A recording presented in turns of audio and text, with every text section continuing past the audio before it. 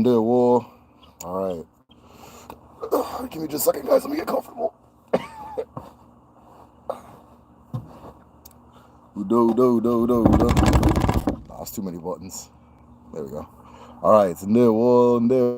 All right. We are live. This is Ask Me Anything with the Medicine Show.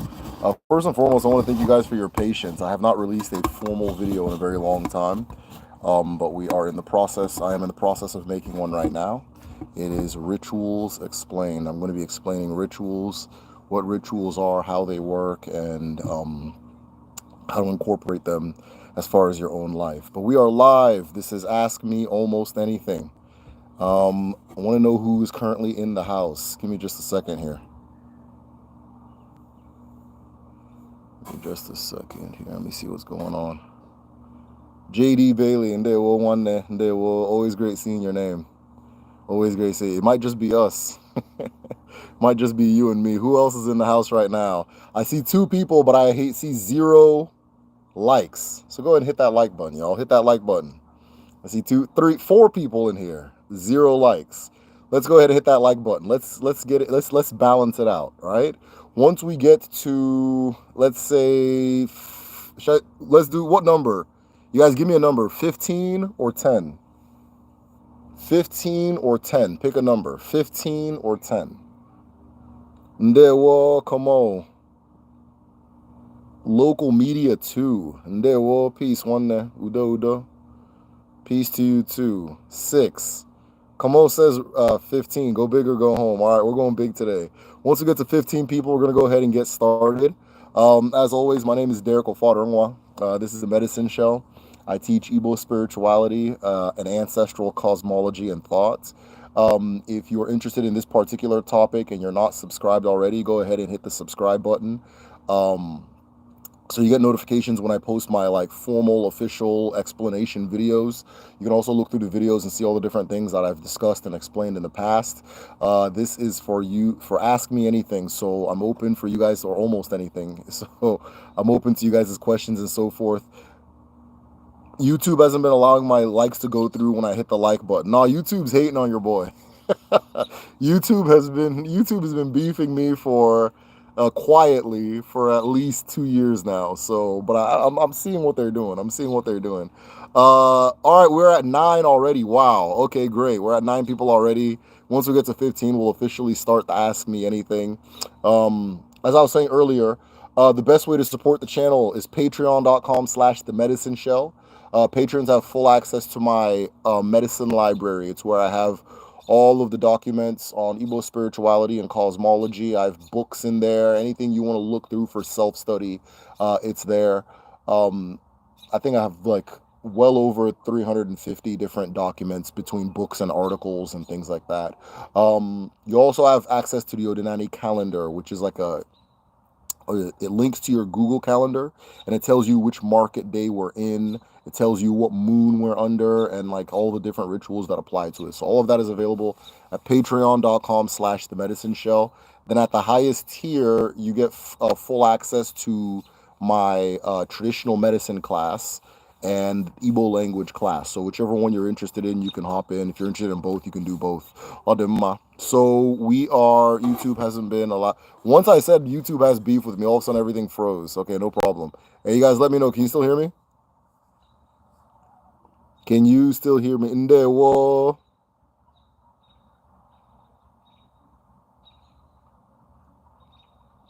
Stanislaus. Ndewo no. Okay. Okay, come on, you can still hear me. It's all good. Once we get to 15, we'll officially begin the conversation. Just let me know, by the way, if any of you guys are interested, just you can say me or I'm thinking about it or something like that. But we have a traditional medicine class, Oghu 1 and Oghu 2, that is being offered by Kedu, www.kedu.me. The class is taught by a Dibia who's based at home. And we walk through the whole process of what it takes to become a DBA, how to activate one's DBA abilities, and then what types of rituals and herbs a DBA uses to do their work. So all of that is available at the highest tier on patreon.com/the medicine show, or you can just sign up directly at www.gedu.me. It's the traditional medicine class. So if it's something you're thinking about, let me know. Person one says, hey, Derek, did you hear about the Nigerian scammer who took credit for trying to auction?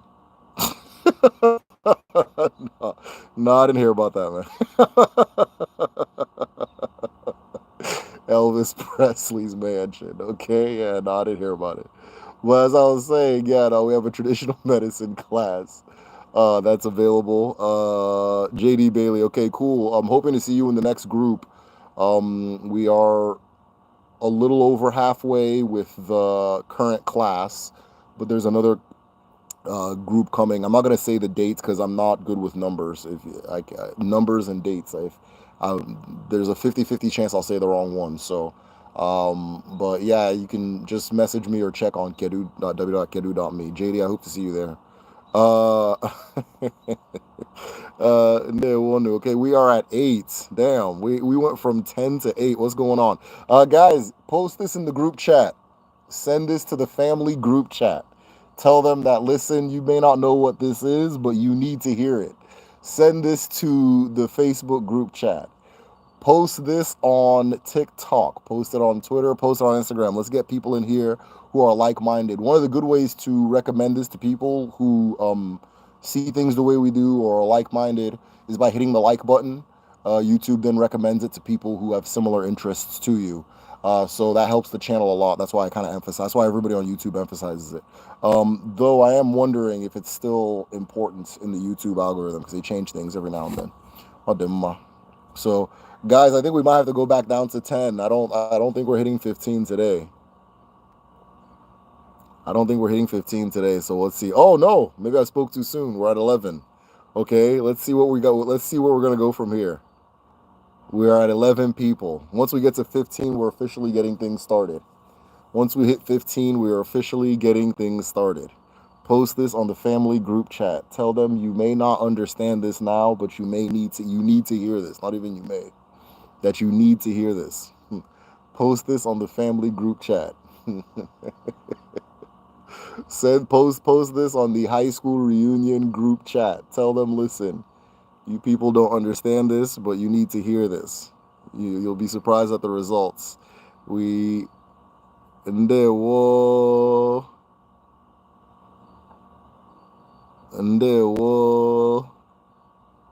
Black and brown and bright. I like the name. You're the legend, but thank you. If that's what you were saying. So yeah, thank you very much. We're at 12. Post this on the family group chat. Post this in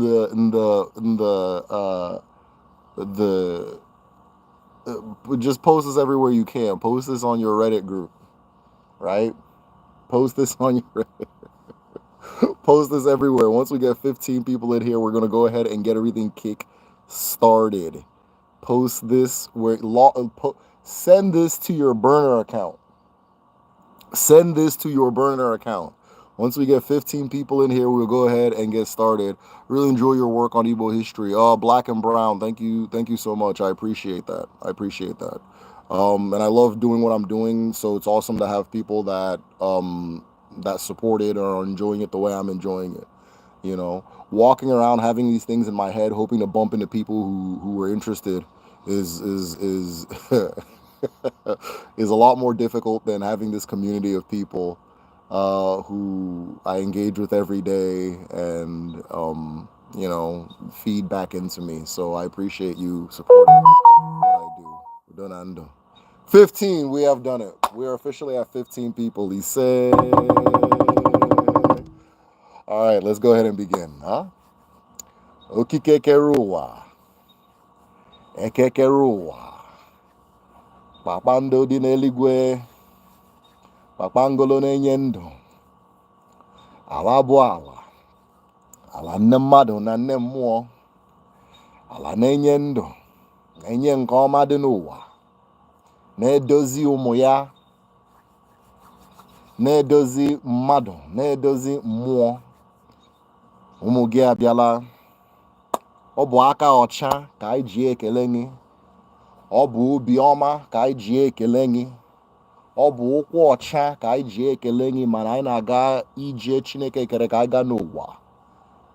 Agụ mụrụ anya, nne mmiri mụrụ anya, Amadioha mụrụ anya, Ekwensu mụrụ anya, oke mmụọ mụrụ anya, ọmụmụ dị n'ala mụrụ anya, ikenga dị n'oke mụọ anya.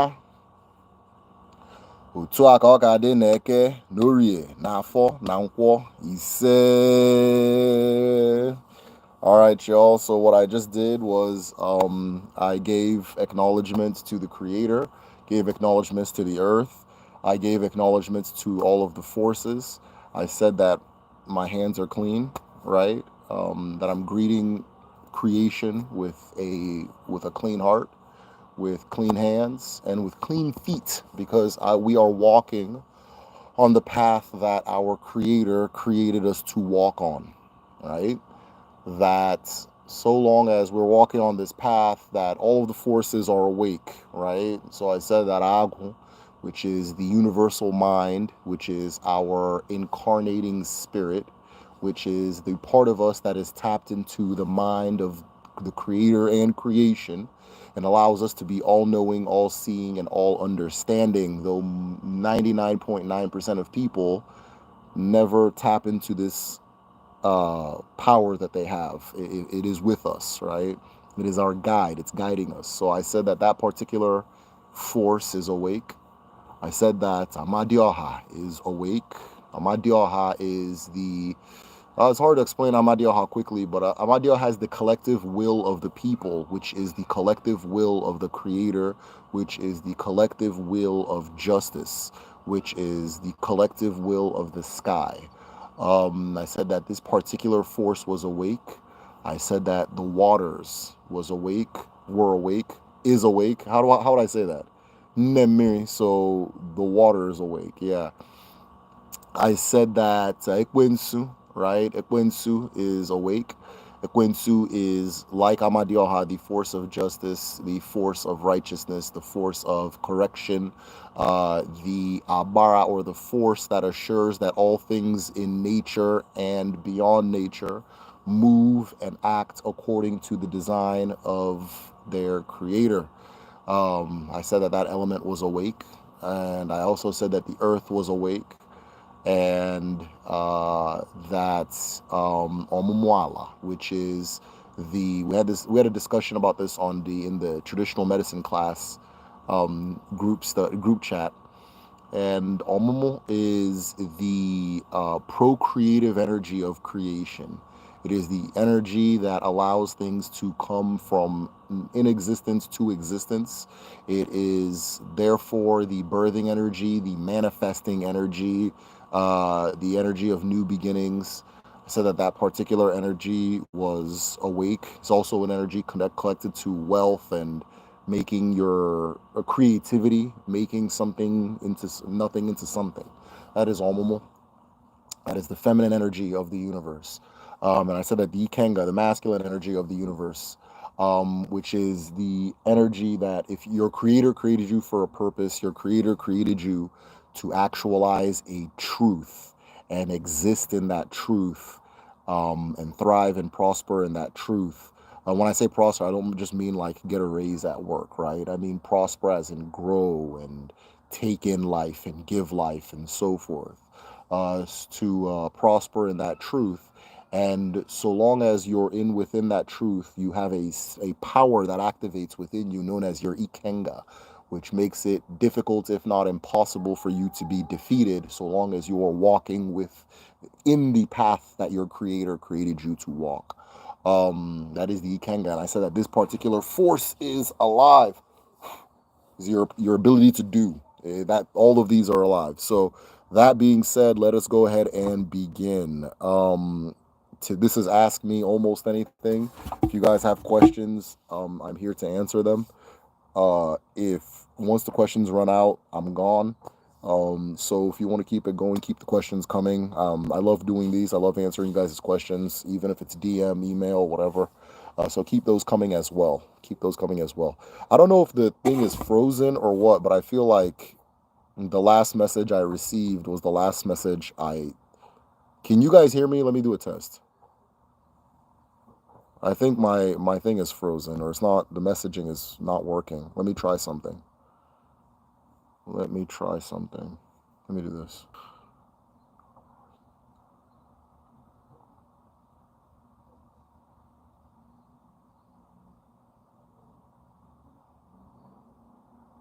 I don't know if I'm not seeing any of you guys' chat. Somebody just type like the letter A or something. I'm not seeing anything. Maybe I shouldn't have been talking crazy about YouTube earlier.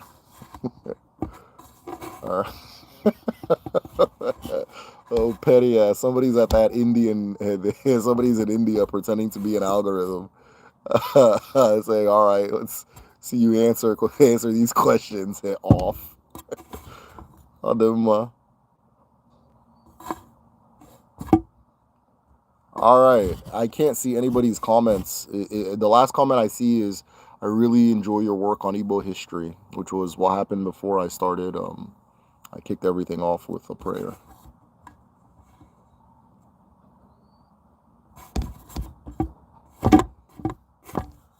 Maybe I'm talking to myself.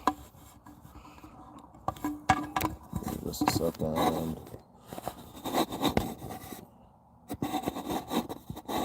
I can do polls. Hold on. That's pretty cool.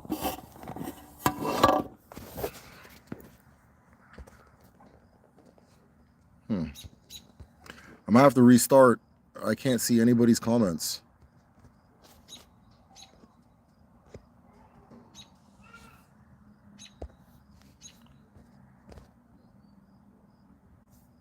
Unless you guys are boycotting. Oh, hold on. All right, there we go. There we go. Oh, I messed up. All right, my bad, y'all. I had it on top comments instead of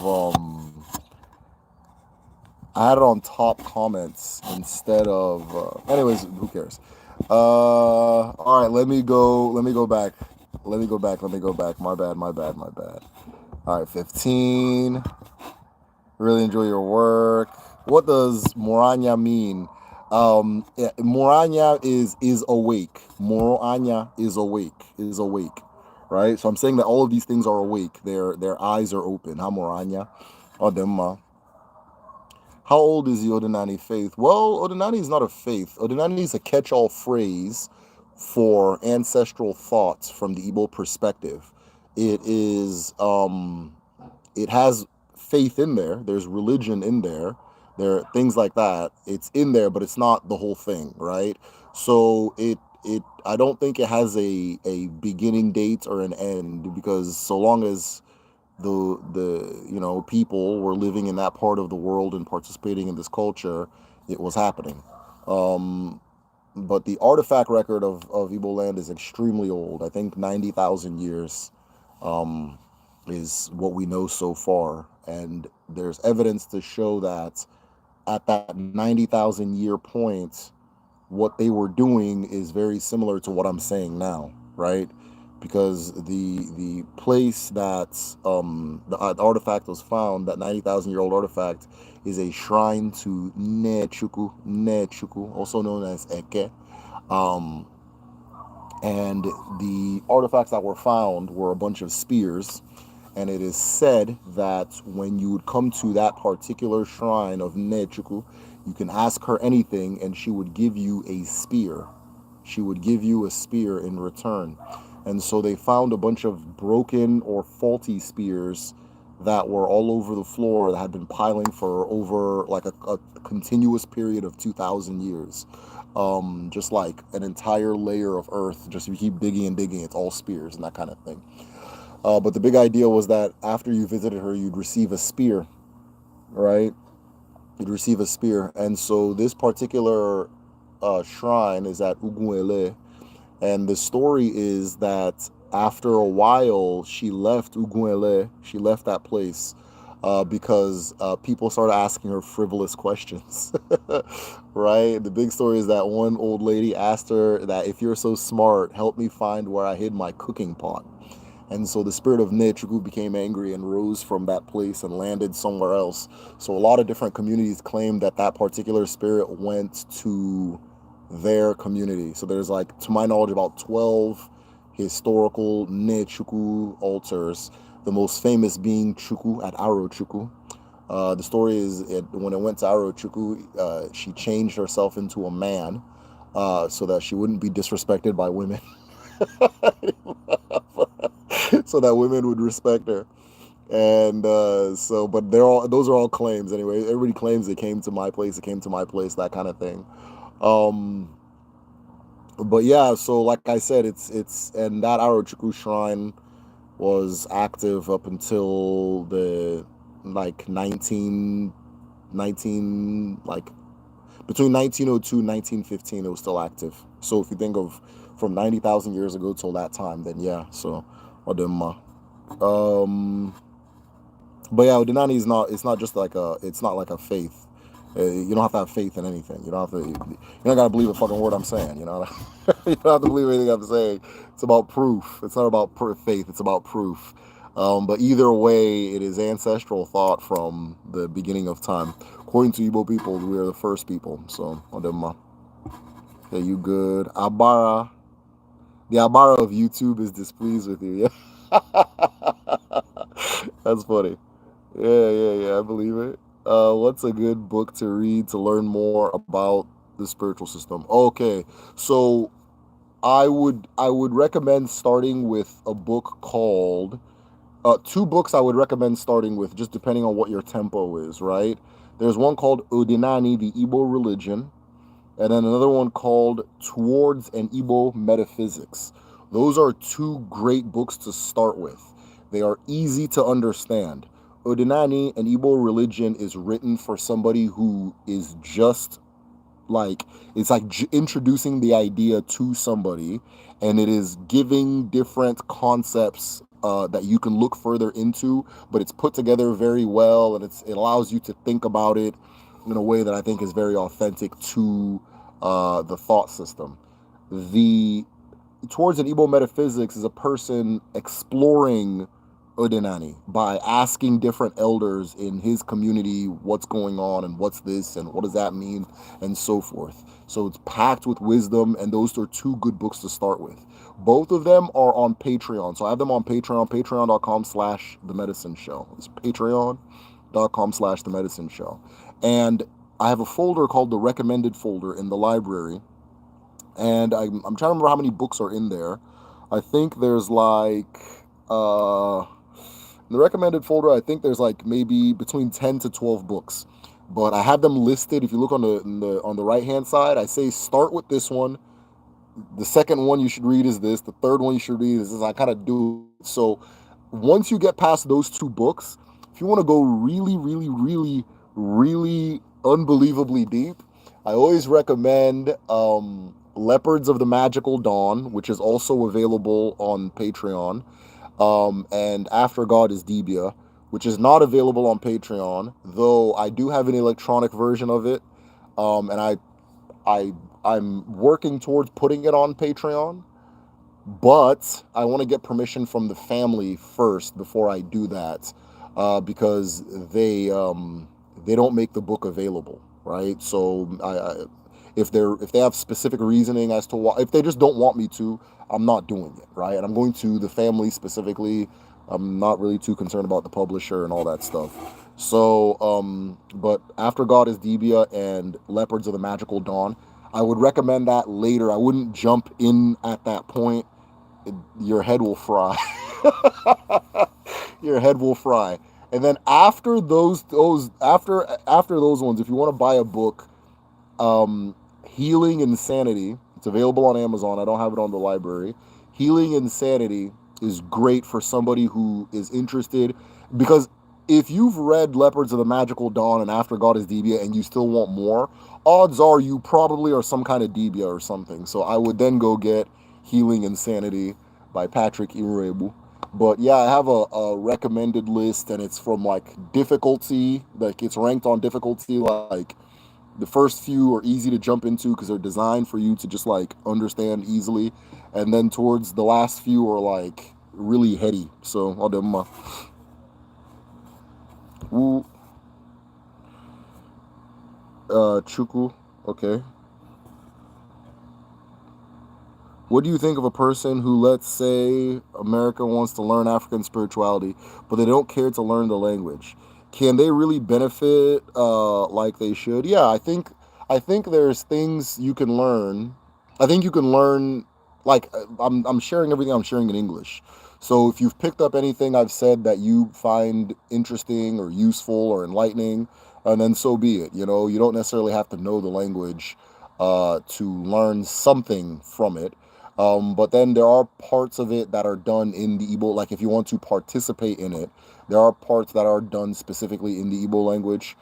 So it's beneficial to learn Igbo, but it's not absolutely necessary. And a lot of those parts, the reason that it's important to know it in Igbo is because you're communicating directly with Igbo ancestors. So if your ancestors spoke English, you're fine. It's not a big deal. Thanks. Can you talk about this month's new moon? I think I'd have to take a look and see which moon we're entering. I'm not really sure what moon we're going into. Which moon is next? I'm like right now I don't remember, but I think we're going into Ifen Joku. I think we're going to Ifen Joku. But I'm not 100% sure. You know, this as straightforward as your question is, I don't want to answer it right now because I don't want to say the wrong moon and be wrong and things like that. So I think we're going to Ifen Joku, but I'm not sure. Maybe the next time I go live, we'll talk about which moon we're going into. I think After God is Debia Volume 1 is back in print. Okay, great. Okay, that's good. What about to be a priest initiate? Okay, so the like a deep. If you want to become a Debia, I think the term you're looking for is like a Debia. Um, yeah, there's rituals for that and so forth, but it's not everybody that's interested in Odinani that's a Debia. A Debia is a specific type of person, and it's a specific type of thing. And Odinani is not like a level by level course to becoming a Debia, right? So the first question is, are you actually a Debia? Is it necessary? I mean, maybe I'm a Debia. I don't know, but I don't think I am, and and so forth. And most of the people I know I grew up with, they weren't Debias, you know. And so it's not really necessary to become any type of. There's no like initiation. Maybe that's what you're asking. There's no initiation. It's a worldview. It's a way of thinking. It's a way of seeing. Now, if you want to take very specific titles within the culture, those things will have initiations and so forth. So even like the term priest initiate, I don't. To be frank, I don't know an exact translation for that as far as Odinani goes. I think what you mean is like a Debia, but you may also mean an Inze because I'm coming to find that a lot of what people think a Debia is actually what an Inze is, right? And so you may mean an Inze or an Alzar or something like that. But if you mean like a Debia, right? Then yeah, there's an initiation for that, and there's like there are a few rituals that people would do to in that process, and then like the big formal one, which is Iruragu. And yeah, those are that's what it is. But you don't need to do that to that's not necessary for everybody, right? That's not for everybody. It's for people who are specifically Debias or Demma. Every copy is like $900. Yeah, it's a very expensive book. No, I think we've passed on Ifeke. I think we've passed Ifeke.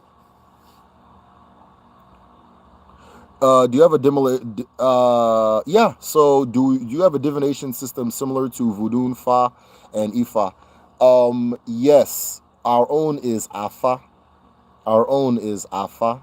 So there's Afa, Ifa, Efa, and Fa, and they are roughly all the same thing. But we work with more numbers or more nodes than the other systems. So we work with more nodes than the other system. We work with two sets of 4 nodes. I'm sorry, no, 4 sets of 2 nodes. I There's 4 ropes, and then they all have 4 things on them. So yeah, and then they're binary. There's two, yeah. So, which I think the other ones they do like maybe 2 strings or 1 string. I don't know. 2 strings I've seen. Or maybe they do 4. I don't know. But yeah, it's all the same thing. Ifa, fa, and the language that is used by all of them is the same language. The language used by all of them is the same language. So, as you'll know, if you're familiar with those divination systems, you'll know it doesn't translate things directly into Ewe or directly into Yoruba, but that particular language is used the same. So, but there'll be like pronunciation differences. So, one place they'll say, if you roll this pattern, then you get Obi. Or Igbo, we say Obisa, and then other places they'll say Obe or Obi, but you can see where one became another. But yeah, we have the same thing. It's called Afa, AFA. I'm gonna be making a video on Afa very soon too. So Odemma. Can you talk about the specific ways Igbo spirituality survived in the Americas? Very good topic. Much of the discourse on African spirituality focuses on Yoruba, Fon, Ewe, Congo derived traditions. Yeah.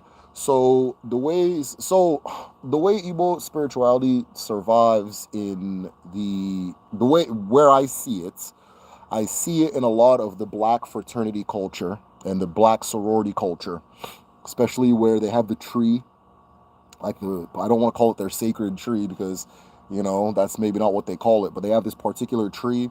They use masquerade as far for initiation, and so forth. I see it in hoodoo. I've had a lot of hoodoos reach out to me and say, "Hey, a lot of the stuff you're talking about, this is what we're doing over here." In South Carolina, this is what we're doing over here in Virginia. This is what we're doing over here in Tennessee. This is what we're doing over here in Kentucky. And then they'll start giving me these little things like, in fact, check this out, and that kind of thing. Igbo traditions survive very well in hoodoo. I see it a lot in the fraternities or the Divine Nine system. I see it a lot in a lot of just like day to day things. And just kind of like day to day cultural things. I had a big list in my head that I'm just not remembering right now, and so forth. But I don't think. Or let me put it this way. Forget what I was saying. So yeah, it survives in those particular specific ways. It also the ethos of it. You see it a lot in hoodoo. So I think with the Yoruba and the Ewe and so forth, there's a big focus on like what we call the Abara, but what those traditions call the Orisha or like something else, um, and so forth. So there's a big focus on that. Whereas in hoodoo, the focus is more on nature. It's more on like plants. It's more on herbs. It's more on the elements of nature, the environment that you're in. As far as hoodoo, the environment you're in is really important, right? This particular tree, that particular river, this particular grove, all those things are big, a little more emphasized than like deities and so forth. And then another thing too about Odinani is very subtle. Like in action, it's very subtle. So I wouldn't have classified myself as somebody who grew up in Odinani because it was just subtle. It wasn't so overt, right? It's very subtle. It's very woven into your regular everyday life. It took me as an adult to sit back and think like, oh, okay, these were very unique experiences that other people don't have, even if they're Igbo, right? Because sometimes I'd meet people like, oh yeah, yeah, you know how we be there, and they'd be looking at me like, what? I'm like, oh, all right, never mind, you know. But I've come to find that I guess I grew up in a particular tradition, and so forth. And I see that a lot with a lot of the way that Black people in America approach their own indigenous spirituality as well, right? Um, their own ethnic, cultural spirituality as well. Is that subtlety that it's woven into your everyday life, and it's just kind of you don't. A lot of people that grew up in like the hoodoo tradition won't be like, oh yeah, I grew up in the hoodoo. It's just like, okay, yeah, technically, yeah, I guess this was going on and so on and so forth, right? and so forth. And then also another place I see it is in the Baptist Church, the AME Baptist Church. Believe it or not, because a lot of times we look at these things like, oh, okay, the white man brought it. Ooh, okay, yeah, sure, absolutely, that's true. But look at the way we do it, right? As a people, look at the way we do it. Look at the way it's done in our tradition. Look at it. The Pope isn't catching the ghost. The Pope isn't catching the Holy Ghost. You know what I mean? Uh, Martin Luther back in Germany was not catching the Holy Ghost, right? That kind of thing. And there was no good foot. There was no mojo. There was no. There was nothing. None of that was going on, right? What you see in the Black American church, if you see, I guess, African spirituality being done in real time, you're like, oh, you're like, oh, okay, that's what that is. You know what I mean? Like, oh, I didn't even know I thought we were just dancing, right? Oh, I thought we were just singing. Oh, I thought we were just doing this. I thought we were just doing that, and then again, that's how it was for me too. It wasn't something like oh yeah, I'm doing Odinani. It wasn't like that, right? But like I said, a lot of people, if you travel and you see these things being done in real time, you'll be like, oh, okay, I get it. I get it. And the best way to kind of see it without having to pay a $2,000 flight ticket is to just think, yo, they don't do this at the Vatican, right? What things do we do in the Black church that they don't do in the Vatican, right? Those things tend to come from, and then those things look very Igbo in their nature. Everything down to like the church mothers. I don't know. We call them church mothers at home. The church mothers with the big ass hats. Just them little things, those little things. So yeah, Igbo traditions are woven in very, very intimately in America. Even like I had I have a good friend named Jory. He's a historian of the Igbo diaspora that were enslaved in North America, as well as like the Jory, if you're here, correct me if I'm saying the wrong areas, but that Virginia, Maryland, South Carolina area that a lot of Igbo people were taken to. And he informed me that the reason the Black church, the AME church, has an anvil at the very bottom. I think I tell this story every day I'm on live, but it's a good ass story, so it's all good. The reason it has an anvil at the bottom was because they used to gather at the sheds of ironsmiths, and Igbo people were enslaved, particularly because they knew they were several villages in Igbo land were very adept at ironsmithing. So just things like that. It's all over. I see it everywhere. I see it everywhere. I was watching. I think it was that Nick Cannon movie, the one where he's like maybe it's not the Nick Cannon movie. But I saw like a masquerade procession, but they just called it a fraternity, blah blah blah, and I was like, oh wow, that's what that is, that kind of thing. So, Igbo is the mother culture of West Africa. Yes, it is. It survives the way people live and think. Gerard, thank you so much. Yes, the way people live and think. And then another one I'll say too is the language, right? So we have an Igbo language school with Gedu, right? And a good portion of the audience, a good portion of the people there are Black American by ethnicity, right? And we even had somebody in this same class I'm talking about. We also had a student who was half Jamaican. And as we're studying the sentence structure in Igbo, we come to find that it's the same sentence structure as AAVE and the same sentence structure as Jamaican patois, right? And then there's certain things like logically, like as far as of the thinking of how you speak, like the way you speak AAVE and the way you speak Igbo. If a person is speaking AAVE to you, right, and they're saying the words, like they're just saying the words, but they're not feeling what they're saying, that person doesn't know what okay, this person doesn't speak this natively, right? Yeah, they said technically they said the words, but they weren't feeling it, so I know they didn't say the thing. It's the same thing as Igbo.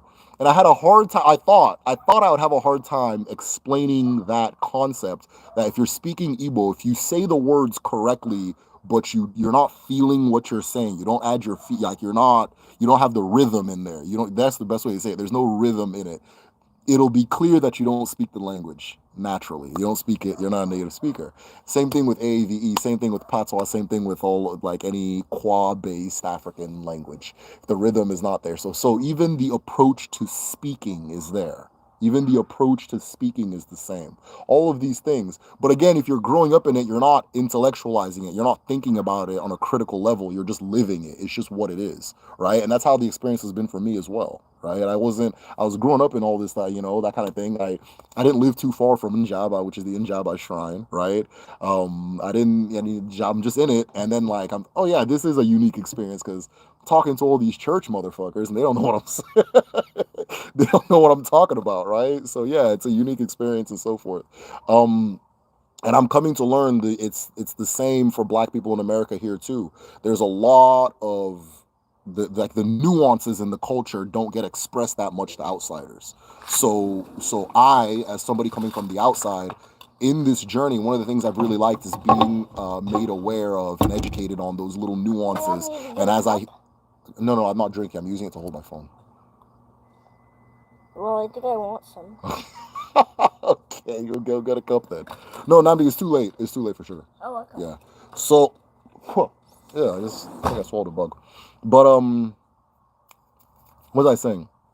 So little granular nuance stuff has been really interesting to learn for me. And once you get into those granular things, you just come to find we're all the same people. We're all the same people. We think the same. We live the same. We function the same. I've started using the term like when somebody asks me a question, like in my head, the answer is we're Black, right? And one day I feel a lot more people will understand what I mean by that or where that answer comes from. But a lot of questions do get answered by, we're Black. Like, what do you mean? What are that kind of thing. So yeah, that type of thing. I feel like convenience stores took after our traditional market where you don't have to see the seller to choose the goods and drop your money. Yes. Okay, are you talking about in America? Are you talking about in America? See, again, these are these granular things. I didn't know that was a thing that was available, like that convenience stores did. But that is a very, very, very eke uri afọ market way of doing business, right? I don't need to see you, right? But here, oh, I like that. Take it, put the money down, go. You're at home sleeping, you wake up, you come get the money, you continue with your day, right? Just things like that. And as I dig further and I learn more, it's just like, this is the same people. These are the same people in two different places, you know.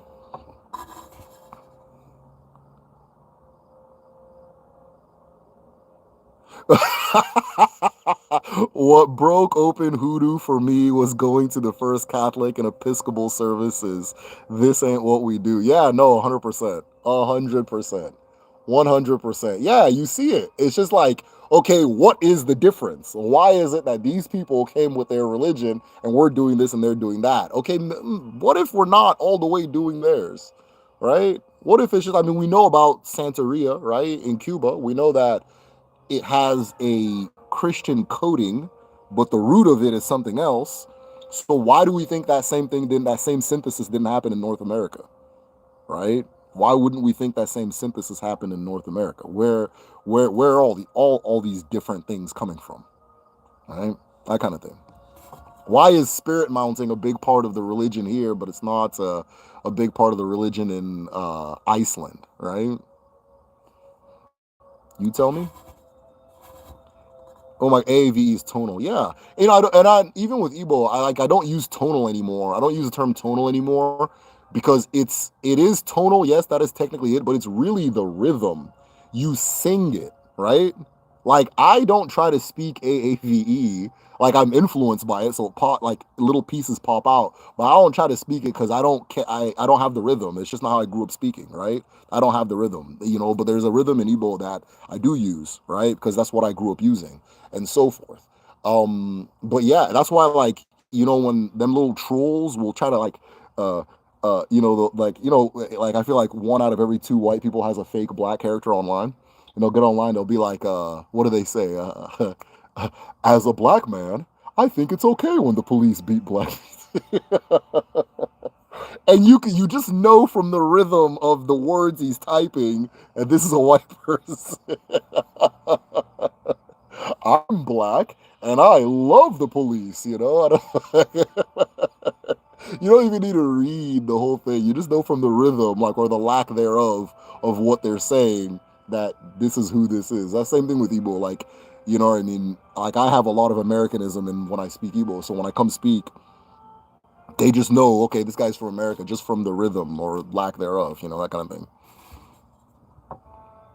I'm from the last island in the Caribbean called Dominica. We have plenty of spiritual people. Mami Wata is strong. Some of our Maroons were Igbo royalty. Wow, that's interesting. We need to talk, man. That's really interesting. Look up Maroons of Dominica. I believe it. I believe it. Shalom all. This is such an interesting discussion. It's so enjoyable to listen. Yeah, thank you for being here, Israel. I appreciate you being here. I've been seeing videos where Igbo people are claiming to be the original Jews. What's your opinion on this? They're full of shit. Yeah, Nabi, what's up? I'm not sure if I drank any. You didn't drink any. I said no sugar. No, this. And you have to turn the volume of this off. You don't have to drink it every day. Just drink it in the morning. That's part of you go to sleep, you wake up. It's part of what makes waking up exciting.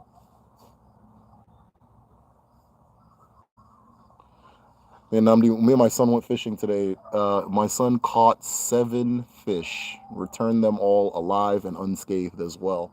So he caught 7 fish in one day. Kid's got a magic hand.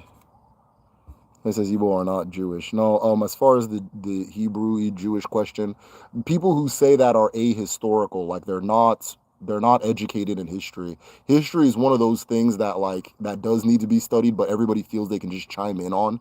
And so there's this thick layer of just BS you have to dig through to get to actual facts and reality. But a lot of people come to history to aggrandize, make themselves feel good. And so whatever language they need to make themselves feel good, they will inject it into their telling of history. And so a lot of those people are Christians. And to a Christian, it's only the Jews that are going to heaven. I'll say it's a book about Jews, so what feels better than being the Jews themselves, right? Or what could possibly be better if that's your way of thinking? Nothing feels better than being the Jews themselves. But Igbo people are older than every Homo sapien that has ever stepped foot in the Middle East, so there's no way. Good work, Namdi. Where can I buy an Ikenga statue? I don't know. I'm working on trying to get something available, but shipping and sending from Nigeria is a headache, and I would have to personally go there on the ground and set up something where it's controlled very well. But as of right now, I can't say where to get an Ikenga other than going home and buying one at home. I'm going to try to make some available, though. I'll do them. And they are Jewish. Know that. Yeah, whoever tells you this is in denial about their heritages. And yeah, it's just some ignorance that got spread. Let me tell you guys a little history too, right? Let me tell you guys a little history. So there was always this thing where Europeans would come and be like, "Oh, we think these people are the Jews. You think these people are the Hebrews." Primarily, I think because they saw people who lived they saw the Inzes and the Ozos, and they live the way they live. Is the closest thing that they've seen is Jewish people in their environment in Europe, right? To this, where they don't eat these certain things, they wear the little scarf, they have these very specific ways, mannerisms and ways of being and so forth. But Nze also, that's not a heritage, that's not like a bloodline. It's something you step into, right, Andy? I'm thirsty. Go get something to drink. Really, really, really, really, really thirsty. Why are you telling me? Go get something to drink. I'm telling you because there's juice right there. No, you can't drink the juice. So I'm using a juice thing to hold my to hold my phone up, and the temptation is driving my son crazy. So as I was, So as I was saying, so there's all these little chammers and yammers and clamors, but right before the war in Israel, the first war Israel and all those Middle Eastern countries in the 1950s, a group of Jewish people went to Igbo land, and they went out of their way, like they really drilled in this propaganda that they're from there, right, that they're actually from there. And I'm just going to let you guys know, the big idea was, if they lose this fight with the Middle Easterners, with Egypt and them, they'll have a place to run to. And one of the places they chose was Igbo land. Well, they experimented with, not chose, they experimented with it. They experimented with Uganda. They experimented with Igbo land, Uganda, and I want to say somewhere in South Africa, but I'm not sure. But groups were sent there to say, hey, we're actually you. We're the same people. We're actually you. Look, oh, you circumcised? We circumcised too. Forget that all of Black Africa circumcises and in randomly Israel. So probably the tradition came from Africa instead of coming from the Middle East, right? We do that too, that kind of thing. And so, it got floated. I actually think they went to Yoruba land as well. But they tried out a bunch of different places, and they ended up winning the war. So they didn't need a place to run to. They didn't need that thing because Europe was not going to take them. The Europeans were not going to take them at all. It's not going to happen, right? The Asians were not going to take them. The other Middle Easterners were not going to take the actual Middle Easterners were not going to take them, right? So they said, okay, let's try South America. Was another one that they saw. Okay, wow, it's interesting. We kind of like that too, right? So they tried South America and Africa, but they didn't need to have a contingency plan. There was no need for a contingency plan. But a lot of the unfortunate scholarship from that era goes on to inform a lot of misinformed people. And if you want to believe you're a Hebrew because they're the main character of your favorite book, then that is a perfect body of work to study and be invested into and so forth. So we have a lot of people spreading just absolute nonsense. It's not based on anything. There's a history to it that's very unfortunate. And then right now in Nigeria, they don't teach history because they don't want another Biafra war to break out. And so they don't teach history. And so because they don't teach history, the church ends up being the place where most people encounter the idea of the ancient world, unfortunately. All right. So it's a big ass mess, but no, we're not Hebrews. They're gonna say whatever they're gonna say. I'm sure. I mean, people are saying that Black Americans were never from Africa to begin with, right? That they were. People are saying whatever. People are saying whatever. So unfortunately, history, especially Black history, is one of those things people think they can just chime in and say whatever and add whatever and so forth, right? So we have this bull in a china shop problem where history is a very delicate thing, but people come in there with just full belligerence and knock things over and muddy up waters and confuse people, and then it becomes useless. Fake history is very useless, right? No value. What is Igbo spirituality say in emotions and controlling them? That's a really big question. If you can be more specific, that would be great. But I think that in general, Africans kind of have a different relationship with emotions than Westerners, right? I think that I think Africans are more accepting of a wider range of emotions, right? So if somebody's angry, it's okay, they're angry. If somebody's happy, it's okay, they're happy. But Westerners have like these are the bad ones, these are the good ones. And then like if you're angry at work, you can get in trouble, right, for being angry. But if you're happy at work, you'll be like rewarded, maybe. I don't know. Things like that, right? So it's just Africa wide, there's a different relationship with emotions. But at the same time, while the West has like emotion segregation, it also has this thing where like emotions aren't put in context. Like in the West, you don't put emotions in context, right? So people like, oh, I'm seeking happiness, right? I want to be happy. I'm just happy forever.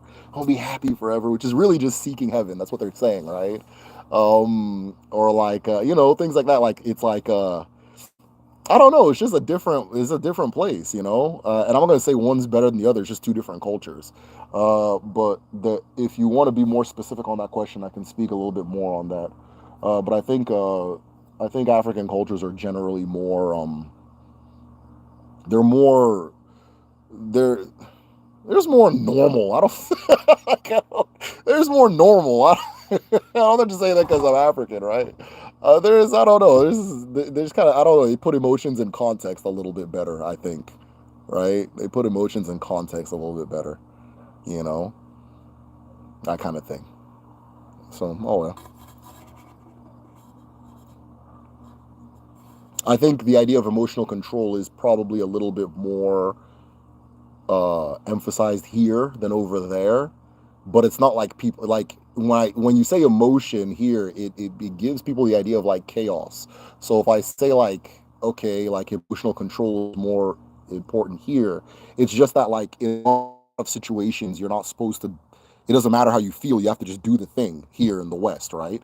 In Africa, you can feel that way and do the thing. So it's not like you go to the market and you have to be smiling when somebody shows up, that kind of thing, if you're not in a good mood. But if you're not smiling, you're still going to work. You don't need to be happy to do the thing. So it's a big topic. If you got more specifics as far as the question goes, I'd love to answer it. Can you make ritual items from Iroko? Yes, you can. I brought back a block of Ikoro wood. Ikoro. What am I doing? Iroko wood. I'm thinking of using it to make a ritual item. Yeah, no, yeah. So, absolutely, it's common. It's normal. It is common and normal. I tend, I'm saying tend, but this is actually the tradition.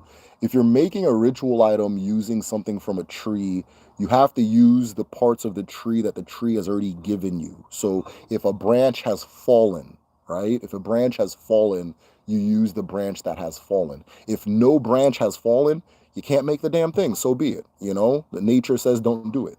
So if a branch has fallen, that kind of thing, I tend not to use the ones that were cut. I'm not, I don't know.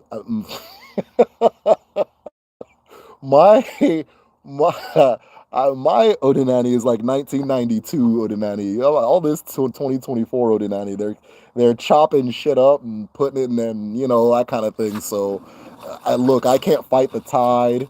I can't be the old man talking about wait for the branch to fall. But if you want to be traditional for real, you wait for the branch to fall and you use that one. But like if it was cut or if it died, like it just like collapsed over, that's fine. Um, but yeah, all this deforestation of Denani. I don't know anything about that bullshit. I don't know anything about this deforestation ass of Denani that people are into these days. They'll go to the river and just be dumping plastic Fanta bottles and plastic bowls and just plastic. Or somebody will go to their altar. They'll bring a goat every day. Like, yo, chill the fuck. I don't know anything about this 2024 young people Odinani, man. I'm from the early 90s with mine, man. So I don't I really saw the real old people doing this. It's talk about. Anyways, man, let me get back to business, my bad. How can I increase my dream recall and have more dreams? One of the things that's worked, altar visiting is really good, and then just regulating your sleep. So, not sleeping late, of course. Just look into sleeping better. Look into sleeping better. Look into sleeping in intense dark, right? You're getting the room to be as dark as possible. Look into what type of ways of being or of like what conditions you are in when you dream, right? So I dream if I sleep with all my clothes on. I dream when I sleep with all my clothes on. So I tend to do that now more, right? Another thing that helps with dreams is like if your altar is okay. Traditionally, altars were outside, right? And there were typically trees. That's why earlier somebody asked me what Odinani traditions survive in like Black American culture or like American culture, that kind of thing, is the fact that if you look at like a lot of the American hoodoo and American voodoo, there's the visiting trees is a big part of it. Going and visiting a tree. The altar is not in a temple. It's not really in a physical, like not physical. It's not like in a man-made building, right? There's no. I mean, maybe they have them now, but you know, just traditionally that wasn't the case. So when you would visit an altar, somebody told me that you have to visit barefoot, right? You have to visit barefoot. And there was a debate, which I now realize I was wrong. This was like 4 years ago. The person said, can you go to an altar uh, if barefoot, or like, if okay, that they want to go barefoot but it's concrete, does concrete count? And I was like, yeah, concrete is made of is earth, why wouldn't it count, that kind of thing. Another person said no, that you don't, it's not, you don't, you have to touch sand, your feet has to touch sand. And we debated a little bit, and though I won the debate, I was wrong. Like in 2024 I'm wrong, right? I was incorrect. So I have come to learn that yes, your feet should touch sand, your feet should touch sand, your feet should touch dirt, your feet should touch the soil. And this particular thing, feet touching soil, is a key to dreaming more. So one of the things that's going on as far as an altar goes, and I'm saying this is high level stuff I'm about to share with you guys. When you're feeding this tree with words, you're feeding it with sacrifices, you're feeding it with water, you're feeding it with food, right? You are changing the frequency of that tree, and you're changing the frequency of the ground around it, so that when the tree comes to begin communicating with you, the person it's familiar with, when you go there, it will send the message by way of your feet into the rest of your body, or by way of your contact, or by way of soil into the rest of your body, right? um this is something that I've personally witnessed in my real life as just living. Right now, I get it. I'm like, oh, okay, yeah, my feet does have, that's a big part of it. So touching soil, dirt, having that on your feet actually enhances your ability to dream, and the vividness of your dreaming. It's not that you'll put your feet on the ground and all of a sudden you're just in nirvana or whatever, right? That's not what I'm talking about. It's a continuous communication. It's a continuous communication. If the answer doesn't come in one day, so be it. If it doesn't come in 1 year, so be it. But when it comes, it comes. Just continue that relationship and that communication. But one of the things I've actually learned was that when that the a tree and the earth have a connection, right? And that connection spreads to an entire forest. So that if the forest knows that food comes to this spot, you'll actually see the roots of the fungus and the trees start moving towards that spot of visitation. So that the place that you're always going to over 100 years, 200, 1,000, 10 years actually becomes a focal point in the environment of that place, right? Actually becomes a genuine focal point. And from there, messaging goes back and forth from the forest to the individual. So that is why I think. Anyways, yeah, just get some dirt on your feet. Get some dirt on your feet. Tire yourself out in the day. Get tired. Do something until you're tired, right? You know, take walks, experience nature, get sunlight in your eyes, directly to your eyes and on your skin. All of these things enhance your dreaming. But the main thing for me is asking, going to the altar, developing that relationship, asking the question, sleeping, receiving the answer. That's the advice I can give you as far as dreaming more. But any advice you can get as far as like there's all these like lucid dreaming techniques and stuff, try them. Try them.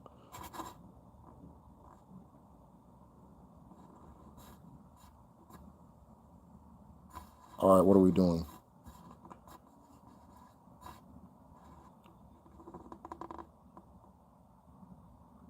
If you were really thirsty, you would get up and drink as such a living elu. Man, that's powerful. Yeah.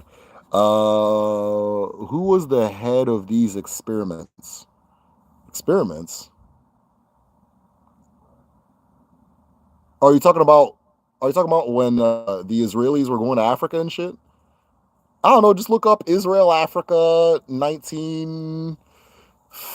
I don't know. I'm gonna say the years 1952 to like 1956, maybe, or maybe even into the 60s. Just type that and see the stuff that'll pop up. Maybe I'll mention it in one of my videos. But you know, when you talk about even now, you bring up certain topics, and all of a sudden nobody can see you anymore. So I'll still say it. Who cares? I don't. But I'm just letting you know, if you stop getting my video recommended, type the medicine show. I'm still out here. But yeah, I'll put some research together, and I'll find a clever way to present it in one of my videos. Um, but yeah, no, Israel went all over Africa and South America, as this war broke out, and I think a little bit before it, like, yo, in case we lose, because like, there's logically it would have made sense that they'd lose. In case we lose, we need to go somewhere. And the Americans are not going to let us in on these numbers. The Europeans are not going to let us in at these numbers. And the Asians aren't going to let us in. The Middle Easterners are not. They're the ones we're fighting. And so, Africa looks good. South America looks good. They have a large English speaking population. There's credible evidence to cultural links between them and the biblical Hebrews, you know, that kind of thing. Ethiopia, I think, was explored.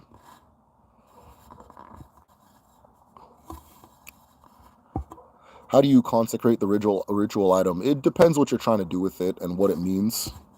It depends what you're trying to do with it and what it means. But I will tell you, forming ritual items is not my expertise. That's not where I specialize in. So I wouldn't be the best person to ask. I would ask a DBI. How can you use any tree? I live in America and have no other way to get Iroko wood. Well, there are trees in America that have their own resonance as well. It's not just the ones at home, right? It's not just the ones at home. Uh, but we have a tree in my backyard where branches may come off. Yeah, so there's trees in America that have their own significance.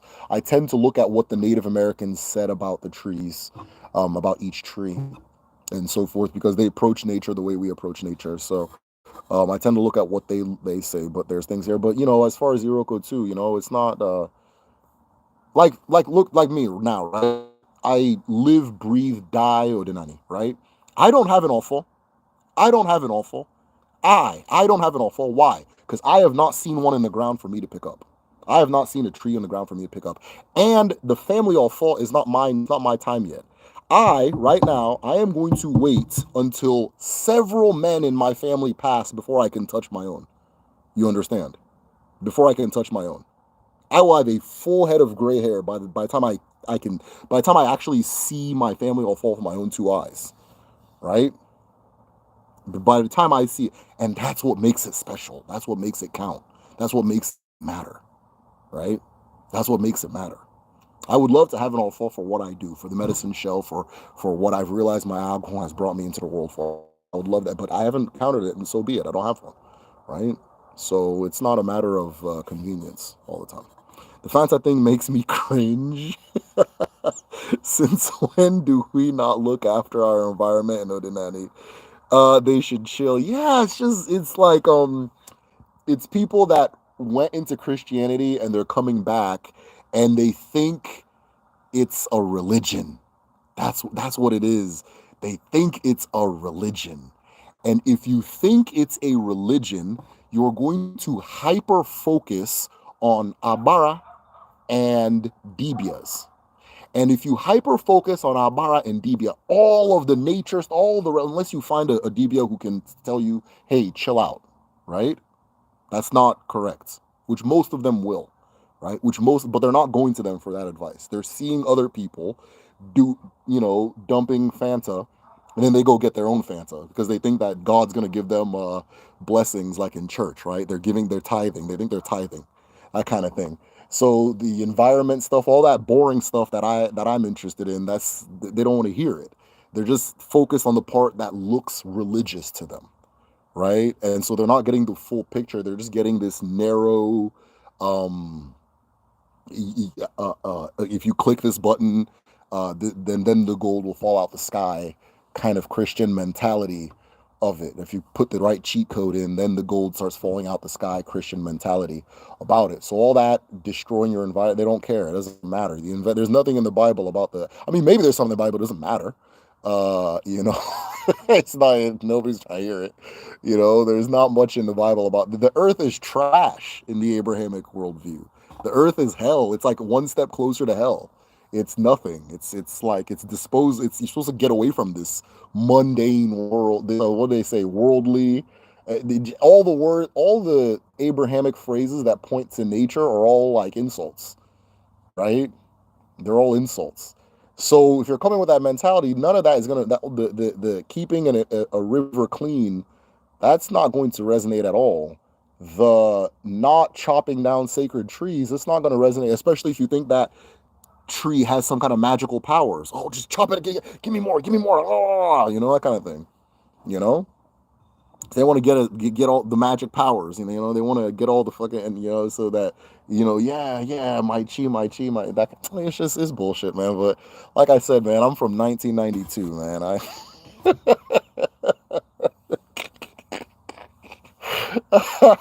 I'm from a different time. I'm just from a different time, man. I saw the real elders doing this shit, not all these people that went to church and then got caught sleeping with the so and so now they do it in any, you know. I don't you know. So yeah, I'm from the '90s with this, man. I was doing this with Shabba Ranks and them.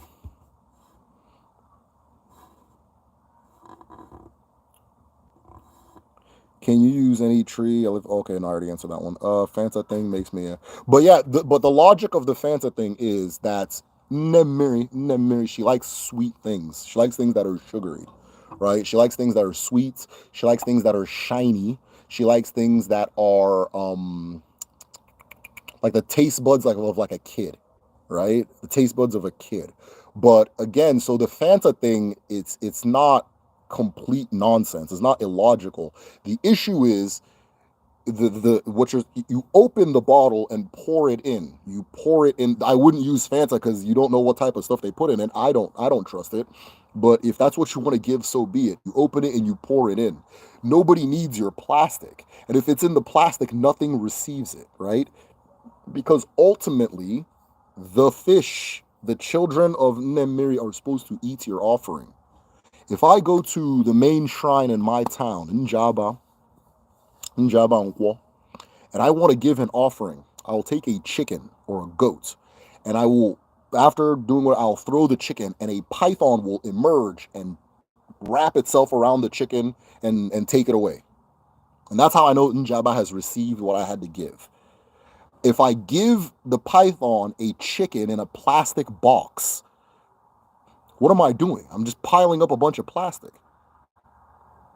I'm just piling up a bunch of plastic.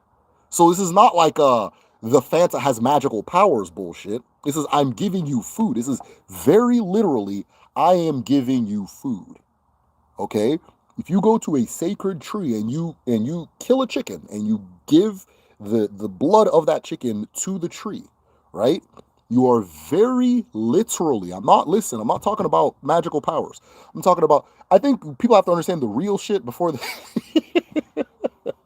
have to understand the everyday, day to day, real nuts and bolts things before they get into anything that's too mystical. Because there's some confusion here. If I'm giving blood to a tree or soil, I am very literally feeding that tree. It's a literal feeding of that tree. I'm a human being. I don't drink blood. I have no use for this, right? I'm not gonna do that. We don't. At least Igbo people, we don't do that, right? But if I do it to the tree, it is an unbelievably nourishing thing to do for a tree. If you do it to your altar, unbelievably nourishing thing to do to that altar. It gives it life, right? And then you eat the rest of it. And you eat the rest of it. That's why I was saying earlier with the concrete thing. Okay, yeah, concrete has been treated, so it doesn't seep in. It won't seep in. So it doesn't have the same properties as soil. It doesn't have the same properties of soil. That thing I told you earlier where all the roots start gathering at the feeding point, that doesn't happen with concrete because the blood doesn't seep in. The water doesn't seep in. The chicken doesn't seep in. The goat doesn't seep in, right? When you go to a river, You give sugar, you give something sweet, but it's supposed to be ingested. Something will take it in, right? They have a Nechuku altar in somewhere in Ebonyi State, and if you give to it, a crocodile will emerge and take what you give and go back in the water, right? I think Ebonyi State people are a little more 1992 like me, man.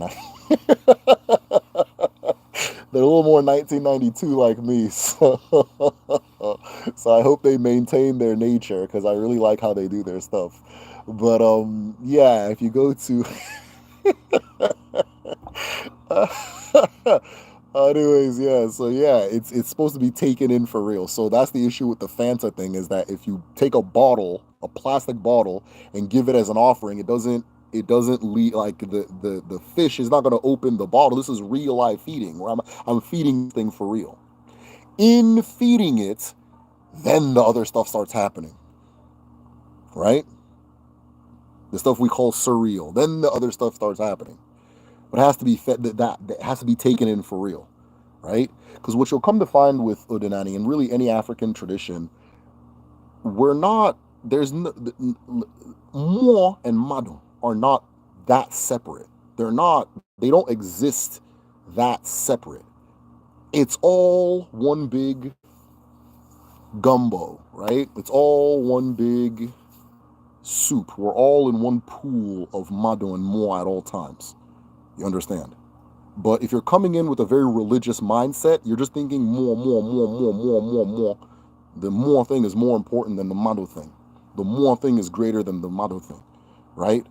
If I say Chineke, fuck that, chi chi chi chi chi chi chi chi chi chi chi, and then you're missing what's actually going on, We're missing what's going on. We're talking about real ass life. Uh, Fanta thing. Okay, cool. I had a dream about a family spirit that my ancestors may have abandoned. Oh, interesting. What is your opinion to deal with this?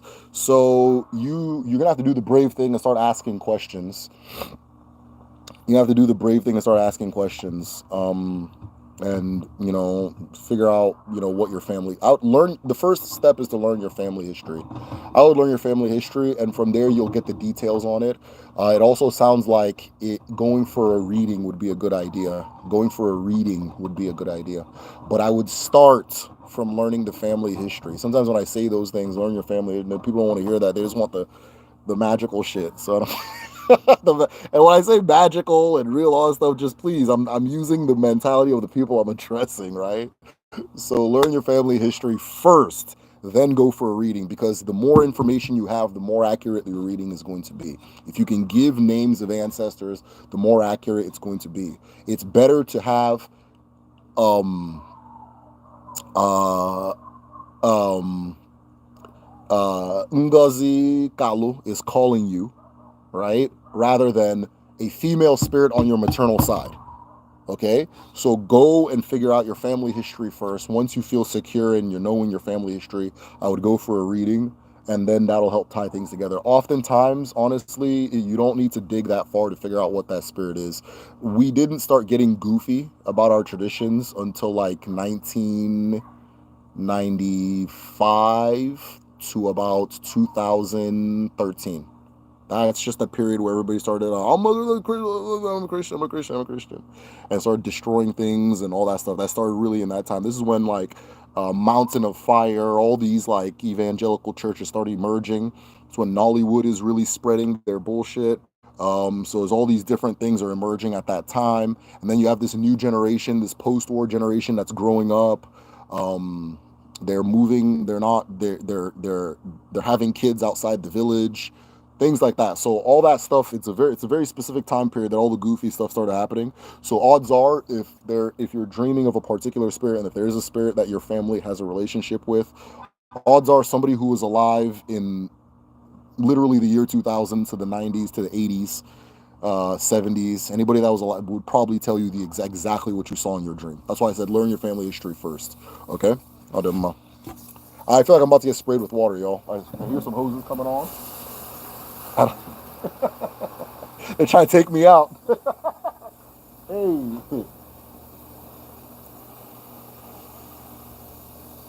Oh, that's crazy. Okay. All right. So far, so good. You know, they try to take me out, but I'm still here, man. I'm still breathing. All right. So you can't use water to get 1 million. What are you talking about?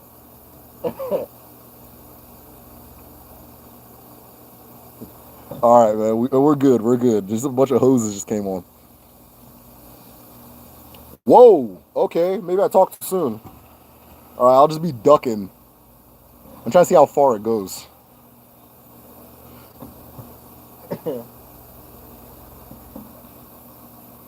It just stopped right where I was at. But I am going to scoot to the side a little bit more.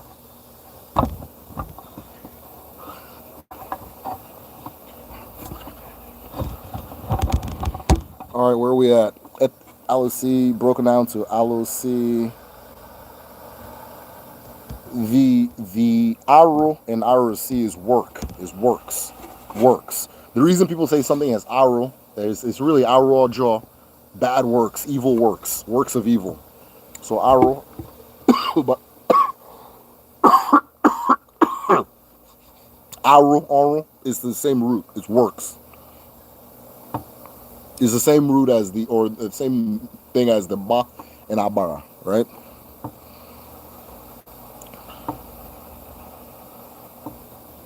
All right. I saw a video of white guys finding a bag in the Oshun River. It was filled with unopened containers of foods and drinks. It was obviously an offering, but the offering couldn't be taken because of the damn plastic. Yeah.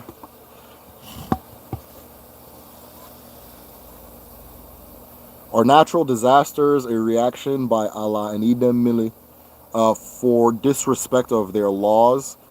I don't think all of them are. I think some of them are, and I think the ones that are a minority. There's not many, but I don't think all of them are. I think some of what we call natural disasters is that we just decided to live.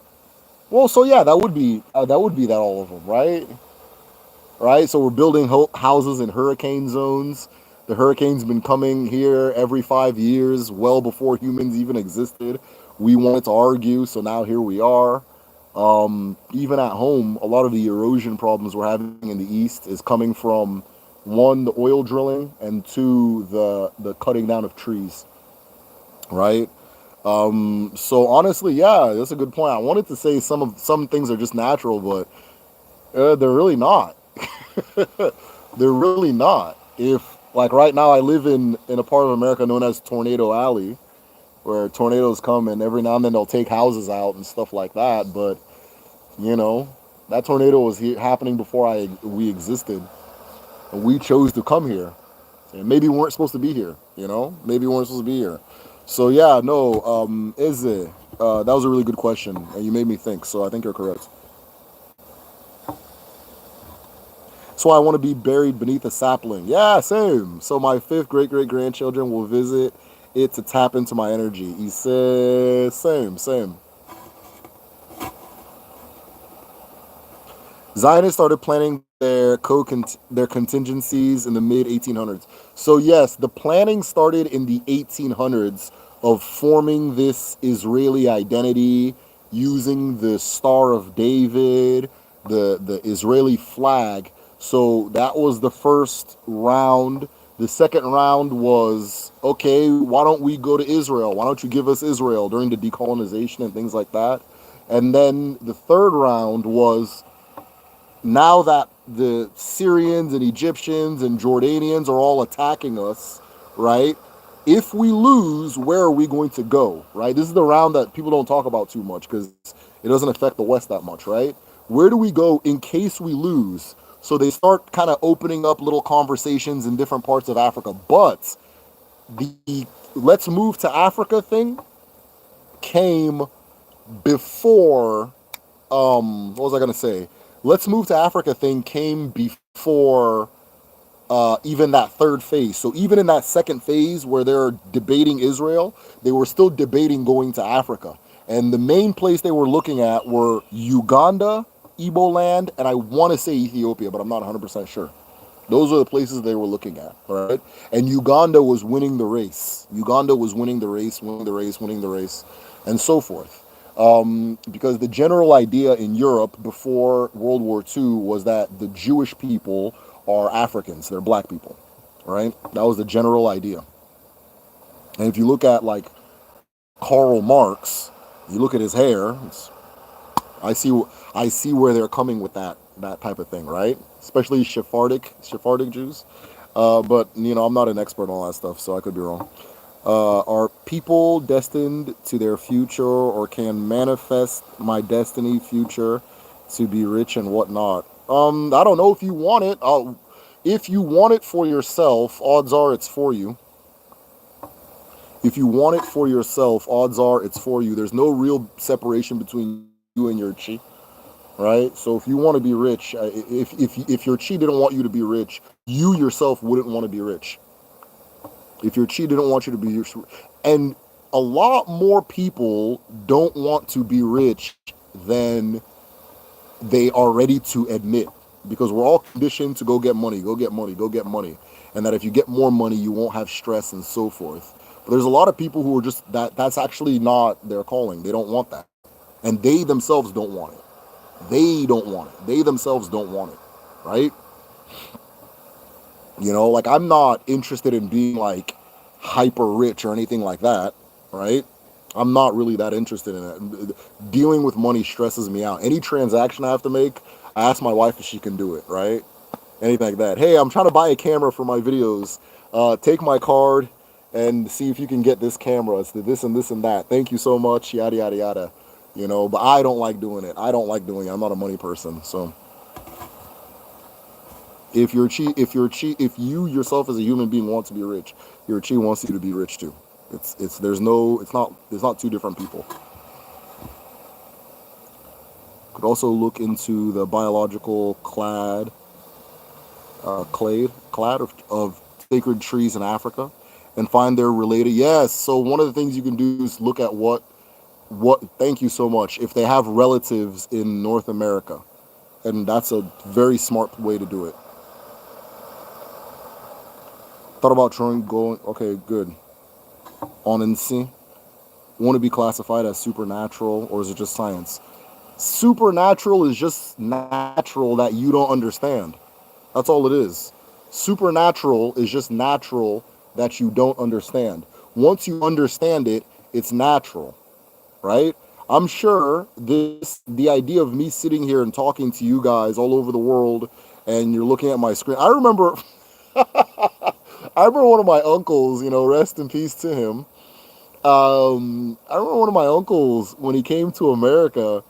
This was like in like 1999, so like social media wasn't really big, obviously. And I used to go on like AOL and all these little forums and stuff, and just be like kikiing and shit, ha ha. And he would just sit on a chair, just look at me, and the whole time when we talked, he thought I was so happy to be on the computer that just the mere act of typing was making me laugh. Like, so he thought I had a supernatural level of passion for the computer. He didn't know that I was making jokes with my friends and things like that, right? And so forth. Because, the home computer just wasn't common in 1999 Nigeria, 1999 rural Nigeria. It wasn't common. And so sitting there and wasting internet and ha ha ha ha with people, he didn't know anything about that. So yeah, the supernatural is just the natural that you don't understand. All these things are possible. All these things are possible, right? They were saying that astral projection is supernatural. Now it's classified as science, right? So whatever it is our ancestors were saying, I tend to I've shut off my doubt, the doubt button, right? Anything somebody tells me that they witnessed or they experienced, I gain nothing from doubting them or saying, "Oh, that's not realistic. That's supernatural." Yeah, it's all possible. Imagine me thinking I understand how this enormous universe works. You know, I'm interested in this spirituality, and can you explain some of the core principles coming from Christianity, but it's never really resonated with me? Okay. All right. So the core concepts of Odinani, right? The core concepts of Odinani is this. You were created by your mother and your father. Okay? Your mother, your real mother, and your real father. I'm not talking about ghosts and shit, right? You were created by your mother and your father. They were created by their mother and their father, who were then created by their mother and their father, who were then created by their mother and their father. If you go back far enough, you will come to find that one of your parents is the earth, right? One of your parents is the earth. So whether you believe in evolution, whether you believe in God made people out of clay, you will come to find that one of your parents is the earth. Even in the Christian idea, right? There's the earth that is being molded, and then there's a God molder, right? So that's two parents. That's not one, right? So your one of your parents is the earth itself. One of your parents is the sky, the literal, very literal, real sky itself, right? If you pull back further, you'll know that the sky and the earth have parents as well. These parents are the universe and the force that created the universe. This is Chi na Eke, okay? Chi na Eke, or Chineke, as it's said now, right? Chineke, Chineke, right? Chineke is what we call the creator. But the creator is not one person, it is two. It is a mother, the Eke, and a father, the Chi. Okay?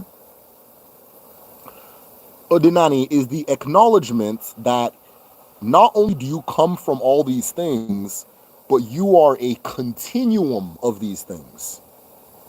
So, very similar to a tree that starts from a seed, and the seed sprouts root, and the root sprouts stem, and the stem sprouts branches. The branches sprout like little leaf pods, and the leaf pods sprout fruit, and the fruit sprouts seeds, and the seeds drop and sprout tree, right? So in the Western way of thinking, once that drop happened, now we're talking about two different organisms. They're not two different organisms. It is the same, what we call ose. It is the same vibration.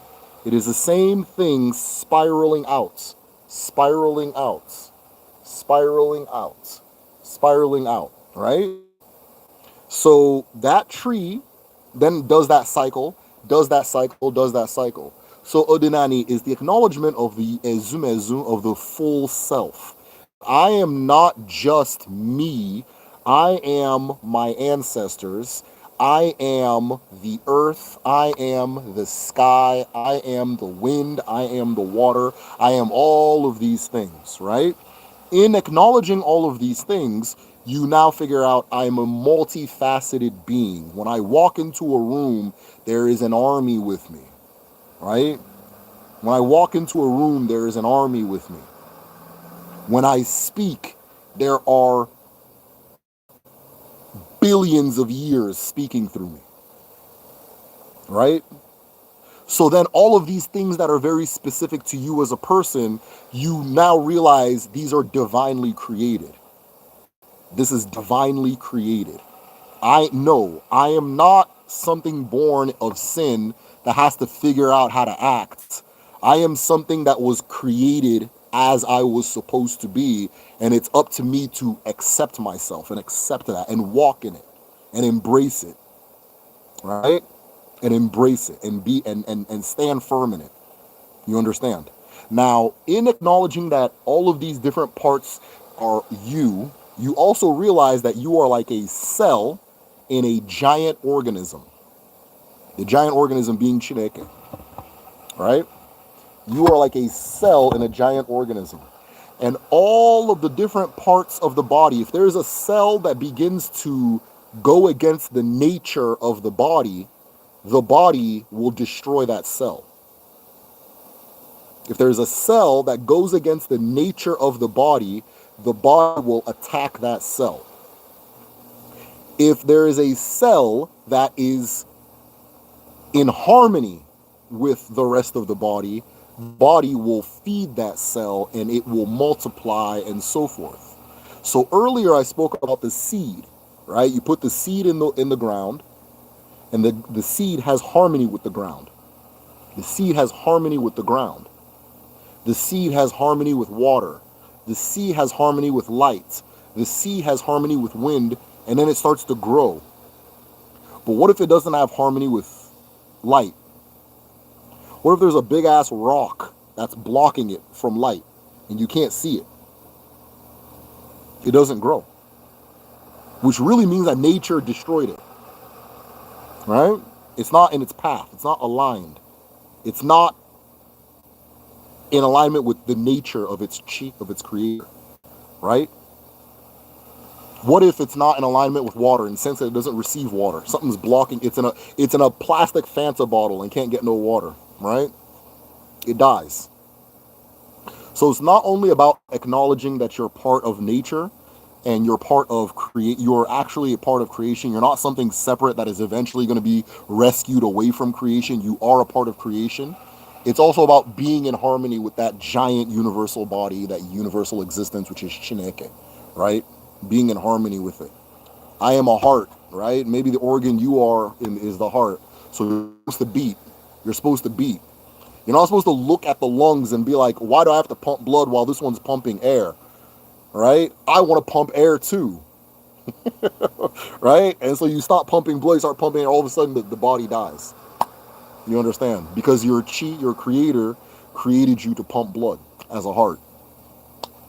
The liver, its creator created it to filter. Why do I have to filter? Why do I want to talk like the mouth? I don't want to filter. This shit's nasty. I want to the look at everybody likes the mouth. Pause. Right?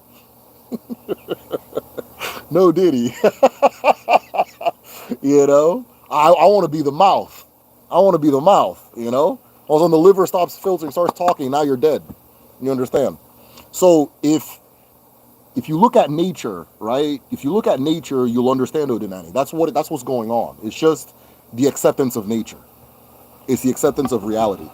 It's the acceptance of what you're existing in and so forth. Knowing that I am person and spirit. And if I am person and spirit, why wouldn't that tree be person and spirit? Why would I, the human, be the only thing that experiences awareness? That's goofy. That doesn't make any... Where does it come from then? Why in all of nature, I have iron in me, the earth has iron in it, the tree has iron in it. I have magnesium flowing through me, same thing. I have carbon flowing through me, same thing. So all of a sudden, when it gets to the spicy stuff like sentience and awareness, it's just me. It's just me, right? That with that mentality, yeah, that's why you into all this deforestation ass, you know, that kind of thing. Why I'm aware, but the river is not, right? I'm aware, but the river is not. I have rights and dignity, but the river doesn't. I have rights and dignity, but this mountain doesn't. I have awareness, I can feel, but this earth can't. This earth that is bigger and more complicated and older, and everything I have in me and on me comes directly from it except the spicy shit. No, that we don't believe in that. So we believe that what you're seeing with this person, what I'm seeing with you, or what you're seeing with yourself, it's also out there. So you interact with nature the way you interact with a person. That's Odinani, right? That's what it is. So, and there, of course, there's more to it we can talk about. My dad said has a deity that affects the men. Yeah. And it is bothering my brother. Yeah, so it sounds like Agun. Agun Ishi, what they call Agun Ishi, which is DB as Agun. Agun Ishi, the head Agun, the Agun of the head, right? The one that takes over your head. So it sounds like Agun. It sounds like you guys, you know what's funny? It sounds like you have the DBS spirit. You have the Agun in your family, right? So somebody in your family is supposed to take up that calling. And you gave the specifics on the men. So in your specific case, one of the men is supposed to take up that calling, and that calling is being refused, and the world needs you to be that person. The world needs your brother to be that person. One of you guys has to do it. But that's the spirit, and that's what I suspected as well. And that's why I said that you don't need to dig too far. Somebody who was alive in the 90s would tell you. Somebody who was alive in like 2004 will be able to tell you, right? So if you're aware of it, that's what that is. It's Agun. Agun is the healer, is spirit of the healer, right? It is also the healer of Chuku's mind, or the healer. It is also the Abara that is linked to Chuku's mind, the mind of the creator, the mind of creation. It is also, and so, how do I put it this way? It is the part of you that has your divine mission, your it has your divine mission at heart. And so it's coming into the world through your family, through you as a person, to do something specific, to actualize something specific. Most of the time with Aguishi, it's to heal, it's to be a Dibia, right? And when you guys aren't doing it, you're now in conflict with it. You're now in conflict with it. So somebody in the family should take up the calling. That's probably what's going on. If you're the person, then I'll try to help in any way that I can. But I'm glad you know that much. Help us appease the Alusi. But refuse because my parents are divorcing. The deity is bothering my brother's Agon. Yeah. But they refuse because my parents. Wait, what? Okay, I don't. Yeah, so it sounds like you know what it is.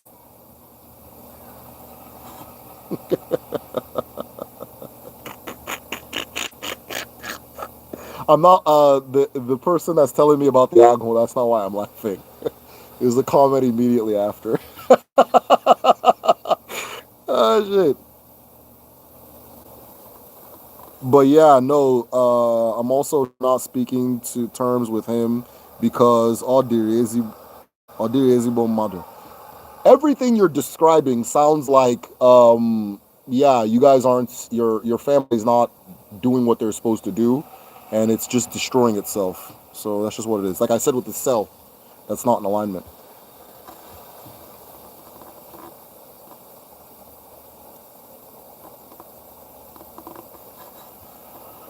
Odemma. Caught doing. How do you know it's a god that's after your brothers? Do you know wait for marriage, Sonkola? Da, da, da, da. No, the guy that's saying that, um, Peorachi. What Peorachi is saying is extremely common right now in Igbo land, where what happens is a dibia is a type of person. A dibia is a type of person. Every culture you go to in the world, you will see that type of person, and that type of person always has a very specific nature that is uniformed throughout the community, like any community you find, right? So a dibia is a type of person. A dibia is a person who the abara agun has come into the world to be agun as. If that makes sense. Agun is the healer, is the repairer, right? Agun is the healer and is the repairer. So when this type of person comes into the world, it's very important for them to follow their calling because the spirit that guides them, the spirit that makes their abilities possible, is not here to play around. It's on a mission, right? Because when they go against it, it'll fight them.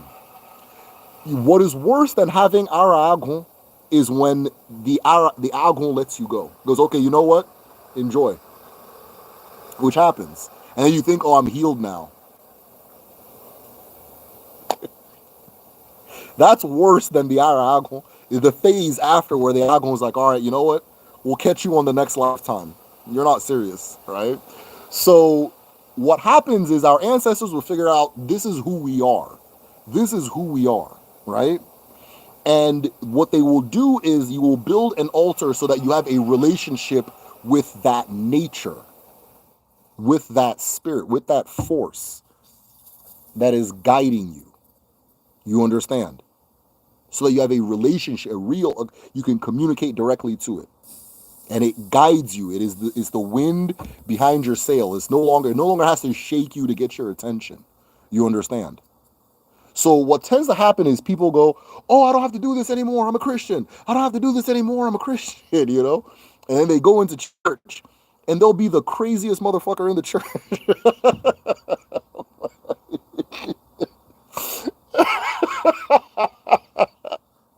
When everybody's catching the spirit, but they're catching it a little too hard, right? And they're misbehaving, and the family's falling apart, and they're fighting each other, and they don't talk to each other, and this one's over there and that one's over there, and all this chaos is happening. It's not because of the spirit. It's not because of the arusi or the abara. It's not because of the spirit. It's because you're going against your nature, right? There's a wall right here. You see this, right? There's a natural wall. If I keep running into this wall and running into this wall and running into this wall, you understand? I can't now say, "Oh, I'm going to change my belief system, and then now I'll be able to run into this through this wall." Because there's something very real about who you are and who your family is that your ancestors already acknowledged. This is who we are, right? This is how I'm going to set up this altar, and our generations and generations will come and they will acknowledge this, and they'll know this is who they are as well, right? But if you say, "Oh, I'm going to destroy it," okay, now you've lost that knowledge. It didn't go away. You've just lost the knowledge. Now I don't know there's a wall here. I've closed my eyes.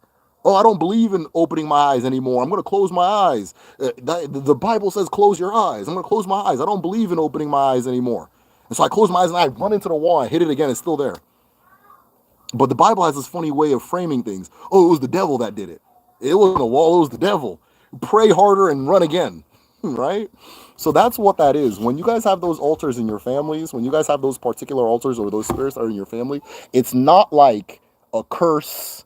It's not like you're like doomed to have to serve some angry God. That's not what it is. It is from the beginning of time, this is who your ancestors were, and they lived in peace with it. And they okay, what does this mean? My road as a family goes left. Which is left? Left. That's right. My road goes left, right? My road goes left, and it's okay. And let me go left and see what the world has for me. But if you get into this idea that "I don't believe in the direction left. I don't believe in the direction left. I'm only going right. I'm only going right." And there's no paving. The right road is not, and you're now walking through the forest. You're not walking through the forest. It's not the road that's attacking you. Do you understand? That altar your family has is the road. Are you understanding what I'm saying? It's what your creator paved for your family to use to navigate the world. It's not, that's why I keep saying, "Oh, Denani has nothing to do with what you believe." You don't have to, it has anything to do, it's not a belief thing. If your ancestors say, "We have Aguishi on your paternal side. We have Aguishi on your paternal side." When people have Aguishi, this is how they live and interact with it so that they can grow and thrive and prosper and be in harmony, right? And then you come with this new thing where it's like, "I don't believe in," everything's about what you believe. "I don't believe in that. I don't believe in this." And then all of a sudden, now you think you can run through walls and run through trees and run through this because your beliefs are different. No, the nature doesn't change. You can believe whatever you want. Nature doesn't change. I can believe that I can fly. If I jump off this building now, I'm gone, right? So what I would advise is, if the altar was destroyed, I would look into getting it built back. I would go to elders as well. Don't go to all these young people. Go to elders and ask them how you guys can rebuild this thing that you think that's why all this chaos is happening in the family, right? You begin that process. Sometimes, because our culture, we really believe in people doing what is their place. If it's your father's responsibility, you have to just wait for him. You know, you have to just wait for him. That if it's your father's responsibility to do all, you have to wait for him. If he doesn't have the whatchamacallit to do it, then you have a long run. When his time passes, you can begin, right? But also, it may also be time to start your own home and so forth. And it's not a rejection of your father, but it comes a time in your life where you realize, hey, I need to do my own. So there's many ways you can approach it, but just know that that spirit that is visiting you and visiting your brother, that it's going to visit your children and their children, and it's not the enemy. It's not your enemy. It's a part of your nature, right? It is a part of your nature. If somebody now says, I don't, breathing is a part of my nature. If I now say, I don't believe in breathing, well, good luck. I can believe all I want. But if I hold my breath for 20, 30, 40 years for somehow, I'm going to have problems, right? There's going to be problems I'm going to have. Or maybe I have a lifestyle where it's like, I'll hold my breath as much as possible. So I'm going to have problems. It's not the breathing that's the problem. It's not the aghu that's the problem. It's your relationship with the breathing. It's your relationship with the aghu. You understand? So yeah, it sounds like your family has aghu ishi. I've come to find that a lot of people in my audience have this same family history. And I'm not just talking about in Nigeria. I'm talking about here in America, in the Caribbean, in the UK, Canada. It's just this is a consistent thing. And I'm coming to realize people aren't just coming here, like a lot of people aren't just coming here out of mere curiosity. Something brought them here, right? Um, because again, the amount of times I've heard this exact story is incredible. It blows my mind, right? So thank you so much for that. I'm sure I'm like 20 questions deep right now. I was kind of going on for a minute. Is there a concept of heaven or hell in this spiritual system? No, no, there's not. Have you had an Afa divination before? I've never done Afa in my life. Okay, no, they did Afa when I was a baby to figure out who I was reincarnated from, but I myself have never gone. I've never gone. I think that's what I mentioned it's called in your culture. Yeah, Afa, AFA. Yep. If so, how has it helped your life? When I visit Nigeria, I plan to visit some of the elders for it. Yeah, so the next time I go home, I'll get a reading. But I want to do one in person, so I don't want to do anything virtual. So I've never had one. I've never thought I had a reason to get one done. But I'm now seeing that sometimes you don't know what you don't know, right? You don't know what you don't know. And so I want to get a reading when I go back home, but I've never had one before. I've never had one before. Um, we have a DBA that we work with, and we make it available for people on Patreon if you're interested. But if you also want to go home and do it in person, like I do, then it's cool too.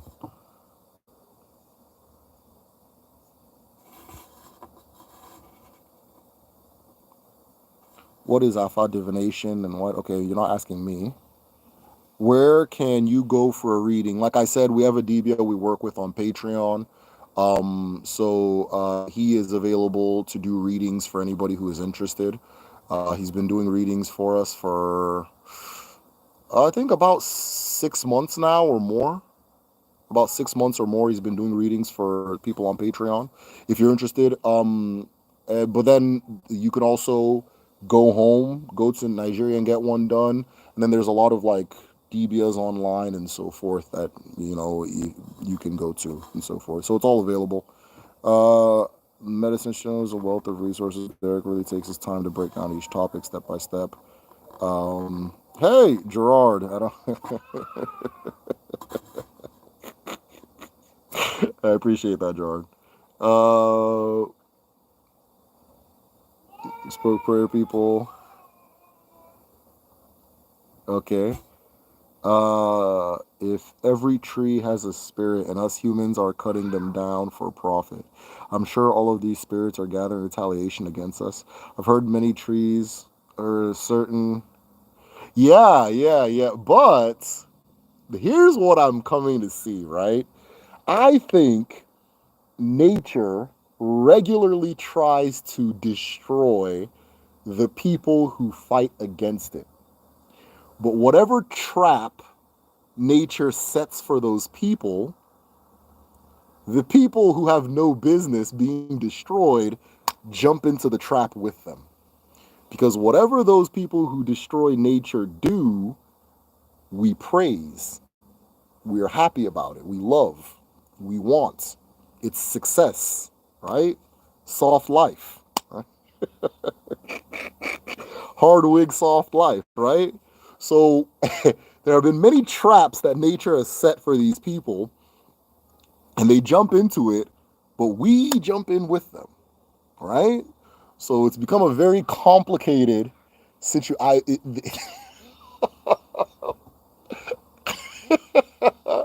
We jump in it with them for reasons that are beyond me, other than the fact that people want something to worship, people want something to follow, and people don't want to think because it is horrifying. It's a scary thing to do. So there are people in this world that have taken advantage of that, and nature has been trying to destroy them for a long time and has had many waves of, and but we jump in the fire with them, because if we see them burning and we're not burning, what we go is, there's something wrong with us. See, this is the problem with our people. We're not on fire. This is the problem with our people.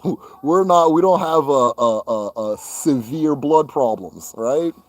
We need to eat what they're eating and be where they're at, and then we're getting it all too. So it's a big ass mess. But yeah, absolutely, nature is responsive to all the destruction that we do to it. I want to serve God, but need to leave Nigeria. All right. If okay,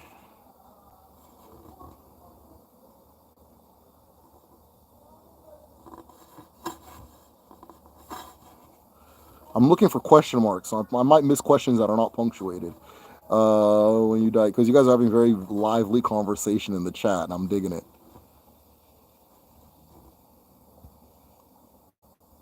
Any idea on when the next video is coming out? Yeah, yeah.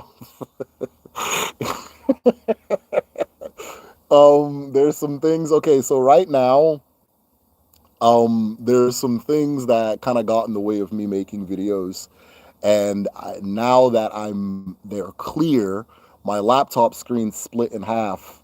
Um, Somebody stepped on my laptop, so the screen split in half. So I'm getting it fixed right now, but the videos should be regular as of like this coming month. But yeah, it has been a while since I've made a formal official medicine shell video.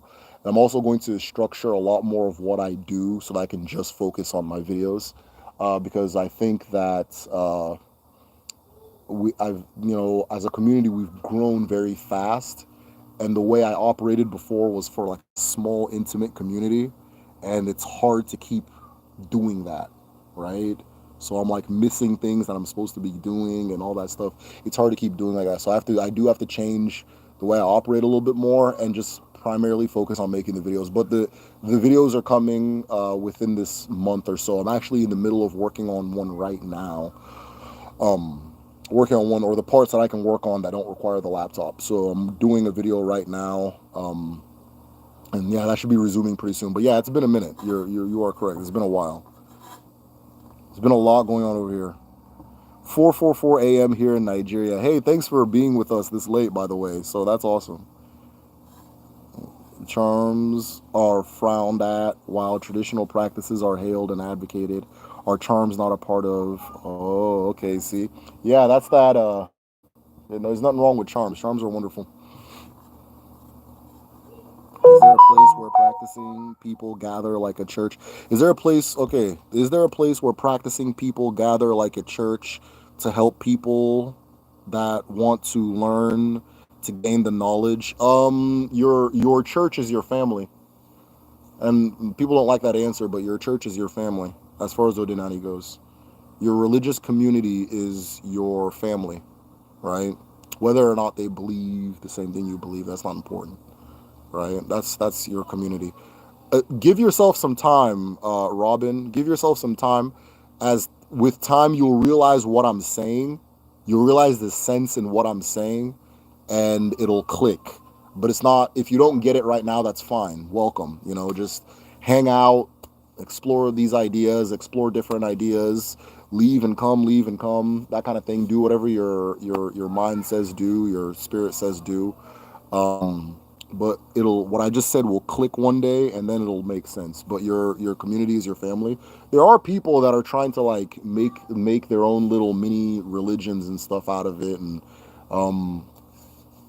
and so forth. But I wouldn't advise going there because it's just a bad version of church. So if you need church, go to church. But yeah, your religious community, your faith community is your family. Okay, because if you're talking about your ancestors, right, who else do you share that with?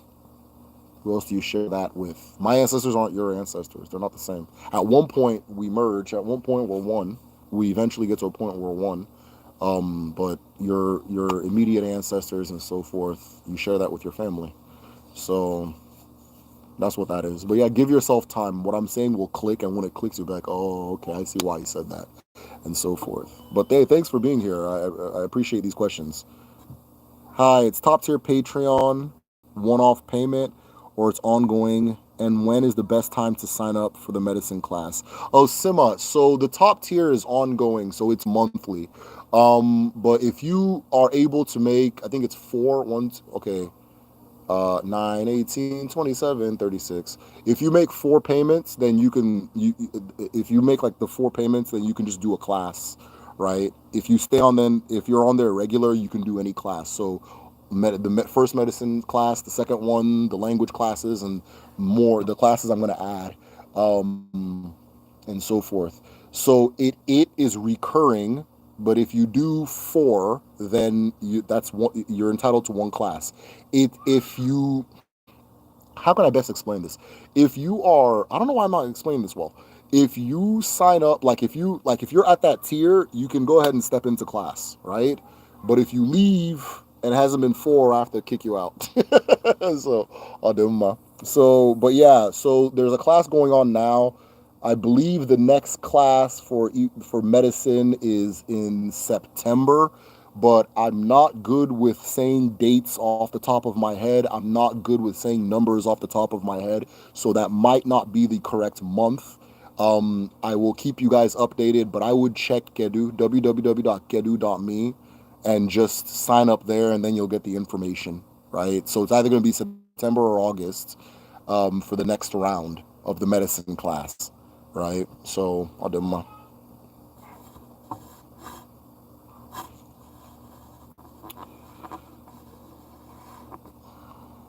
Do we need to institute our agon like the DBS institute their agons?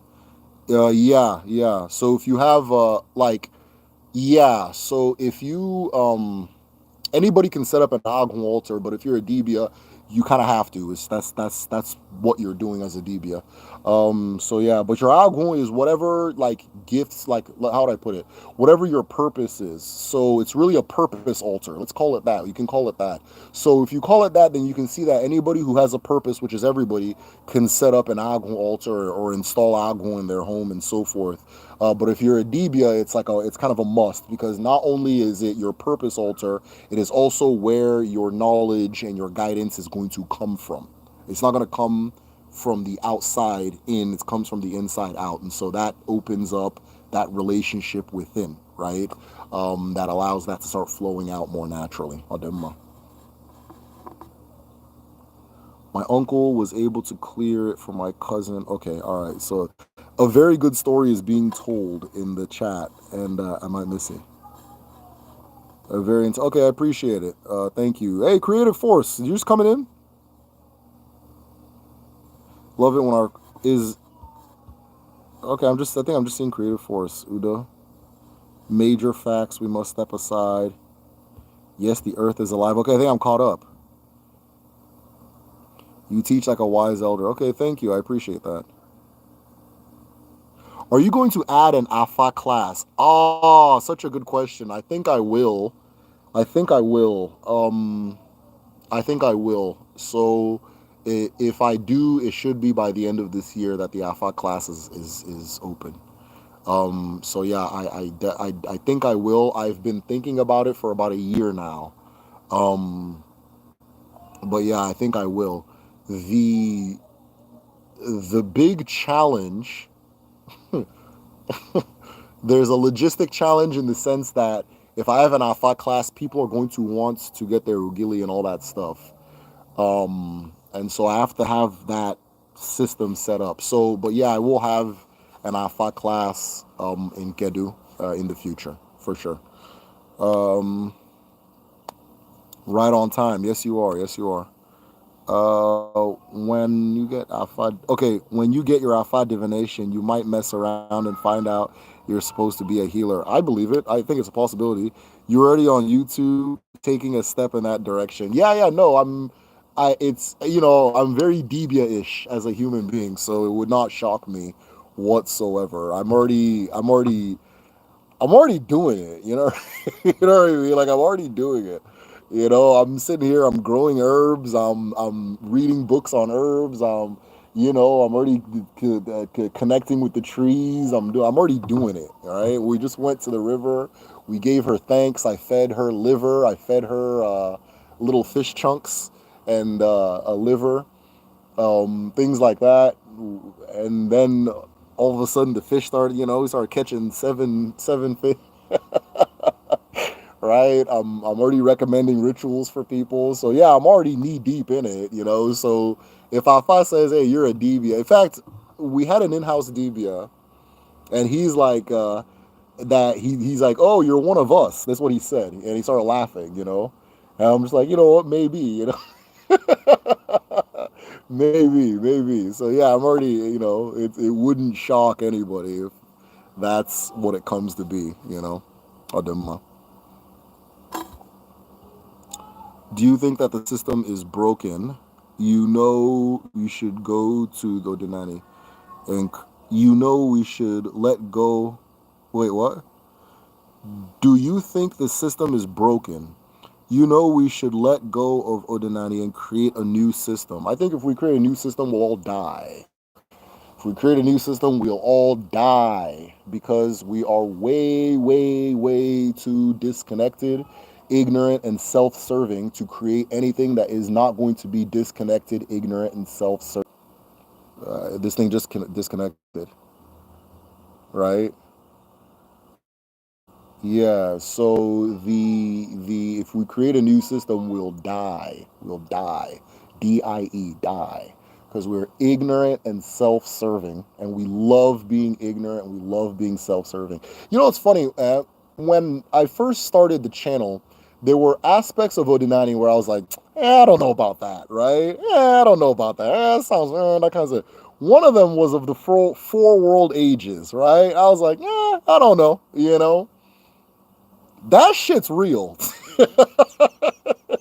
We are firmly in Ugazi, and I'm not saying this to be cynical, but we are firmly in Ugazi. We are in no condition to try to create new systems whatsoever. We are in absolutely no condition because if whatever it is we're trying to escape or improve, we will recreate the problem every single time, right? And that's just what it is, and that's just what it's going to be, right? So yeah. I don't know about all the people always come in with oh we should modernize Odinani. We should modernize Odinani. You ask him, oh, okay, what are your modernizations? They just say some stupid shit. We need a book. We need a book. And we need, you go to the DBO, it's all messy. We need a temple. It's like, dude, just go to church. Just go. You're just describing church. Go to church. There's somebody on Twitter that was arguing with me the other day talking about how the earth is chaos. The earth is chaos. The sky.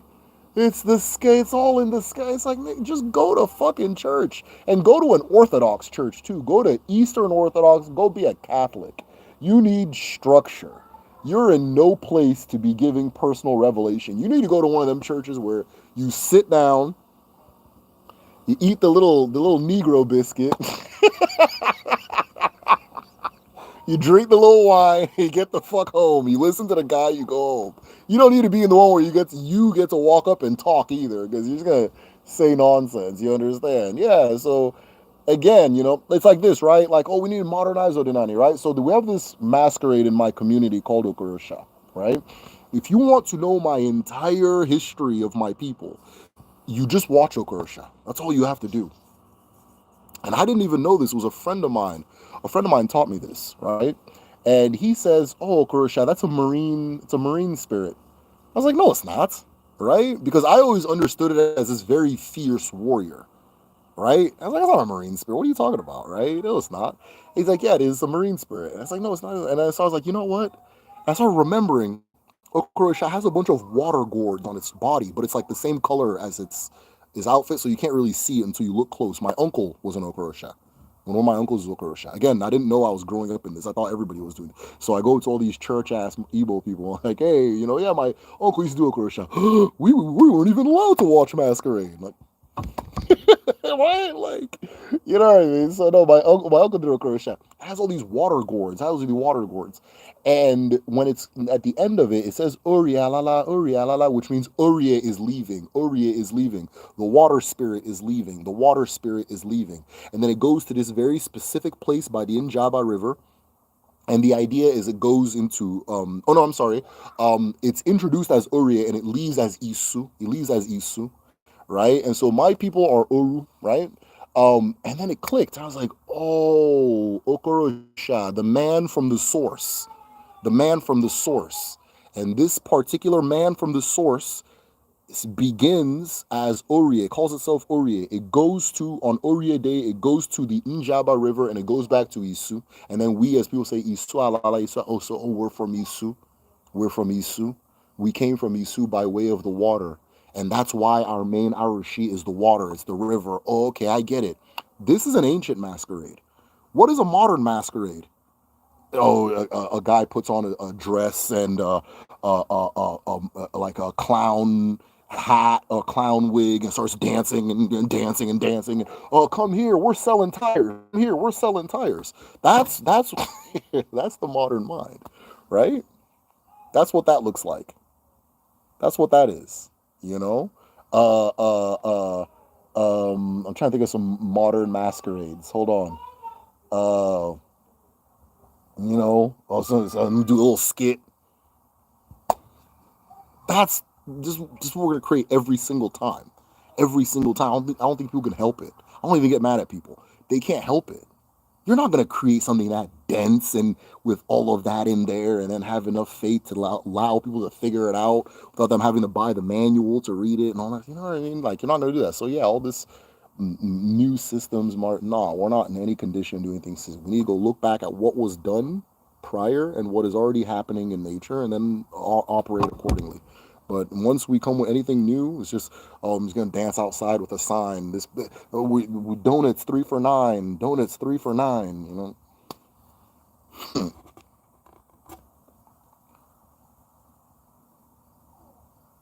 Oh yeah, so yeah, I think I need to do a masquerade video very soon. So I'll do my.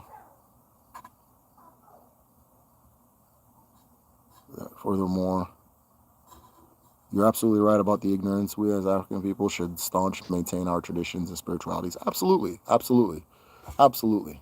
Yeah. Saying we should recreate a traditional system is like saying we should recreate the pyramids. Oh, we don't even know how the first ones were created. Exactly. Exactly. And then when they do, like, let's say you get the pyramids that are in, by the Nile, and then you get the one in Las Vegas. It's two different things. It's two very, very different things.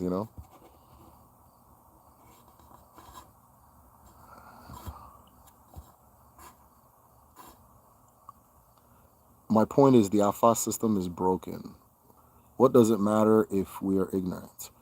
We gonna F it up anyways, trying to speak a language of the ancestors so-called. Wally, I don't know what you're talking about, honestly.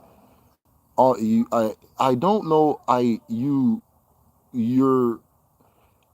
I'm hoping that there's something other than what I'm reading in what you're saying, because I don't understand what you're saying whatsoever. Right? It doesn't make sense. It's not coherent, and I think you need to sit down with your thoughts and run through them, or be patient. Don't even run through them. You're not ready for that. Just be patient. You're gonna learn. You're gonna learn something, right? You're gonna learn something that's gonna show you why I'm confused at what you're saying. But I will say this: everything I'm talking about has more to teach you than you have to teach it. You know your limits. If you don't know your limits, you are in no condition to be talking about changing anything or what works and what doesn't work. Now, if it doesn't work for you, I'm not on a recruitment mission. I'm actually trying to dissuade. I'm trying to send people away. I'm trying to send people away. I believe in quality over quantity. I think a lot of people need to be shooed back to the fucking. I think a lot of people need to go back to their mosque, right? Okay? So give yourself some time. You're speaking from a position of unknowing. You are in the dark. There's things you don't know, and it's okay. Unless you're ready to tell me you are all knowing. Okay? Give yourself some time. You don't know what you're talking about. Okay? And then there's always church. Churches are beautiful. They got free wine. They got free bread. What else do you need? Right? Good music. The vibes are positive. There's always church. You don't need to, you're not being asked to be here. What I'm doing right now is I'm taking gold from my pocket and I'm saying, here you go. And you're saying, I don't know about that. My natural response is, okay. Good luck, young man. You know what I mean? Good luck. So give yourself some time. You're a kid. You don't know anything. Okay? You're an ignorant person. It's okay.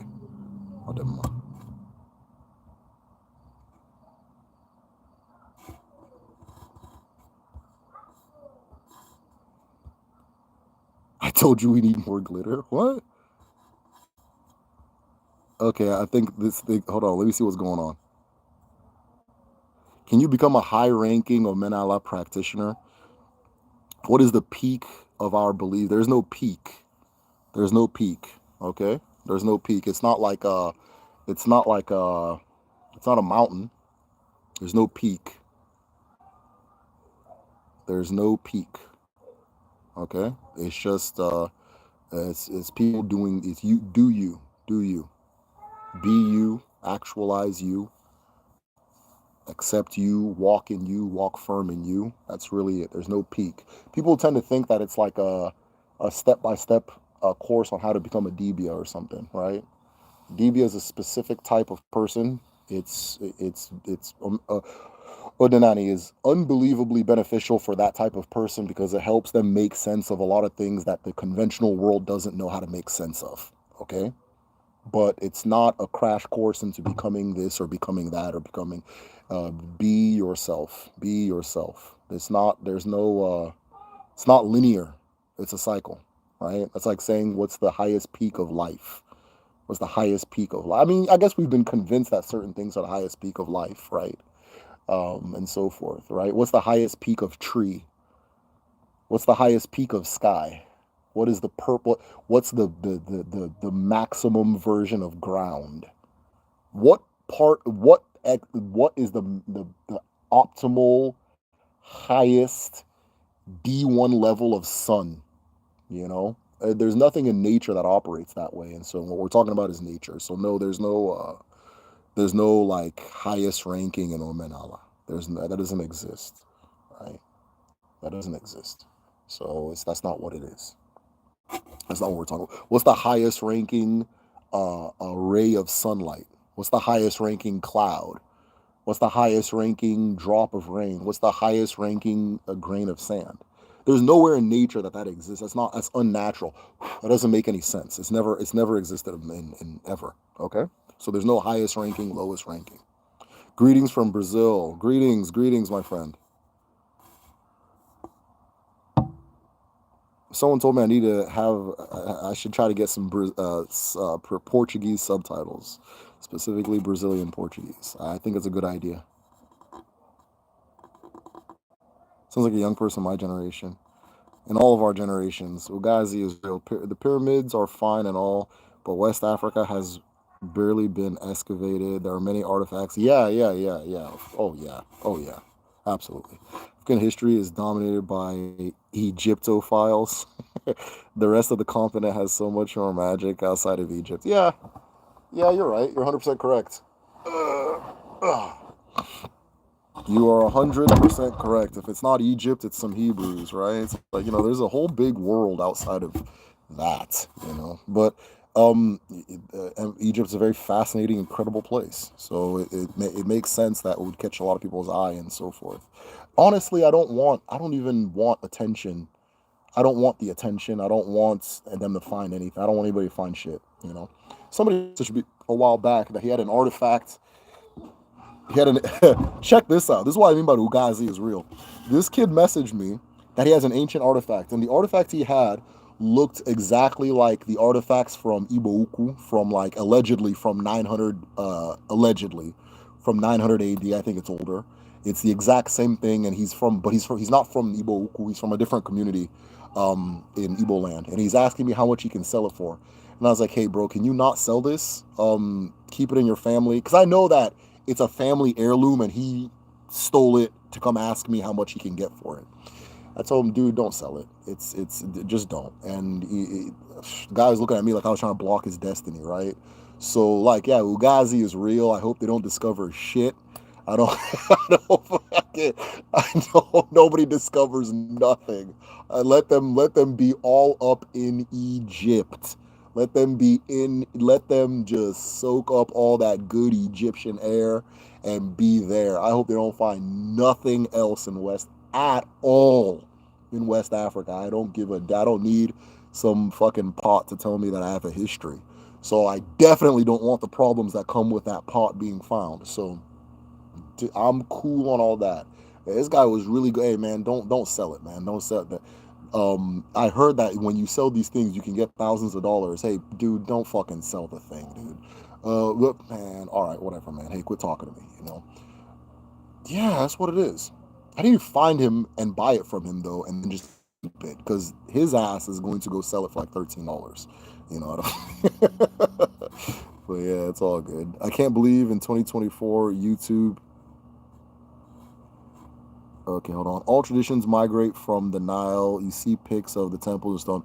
No, I don't believe all traditions migrate from the Nile. My own culture, we're older than them. We're older than them.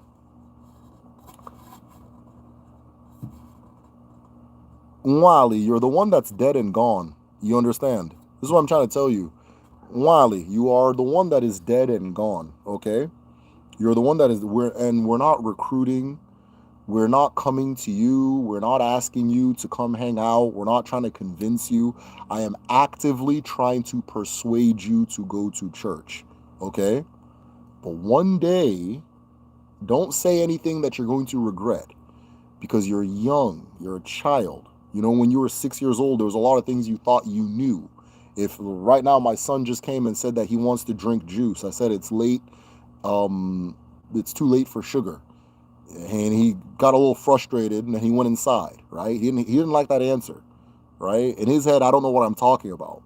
When he's in his 30s, he might be like, okay, good thing that I was taught this habit of not drinking sugar at night, right? Or not eating sugar at night. But right now, Wiley, you're 6 years old, okay? There's a place that is designed for young people, 6-year-olds, spiritual 6-year-olds, okay? There's a place that is for those people. It's wide open and available. It is constantly recruiting. It is constantly looking for members. There's good vibes there. People are playing good music, all that stuff. If that environment is good for you, I need you to be there. I don't need you to be here, okay? I don't need you to be here because what you see is a good thing. You see a good thing happening here. You see people, 33 people right now from all over the world. They're coming together and they're sharing their experiences and they're understanding each other and they're laughing and they're growing and they're learning and they're showing appreciation one way and another way. And they're helping each other and they're teaching.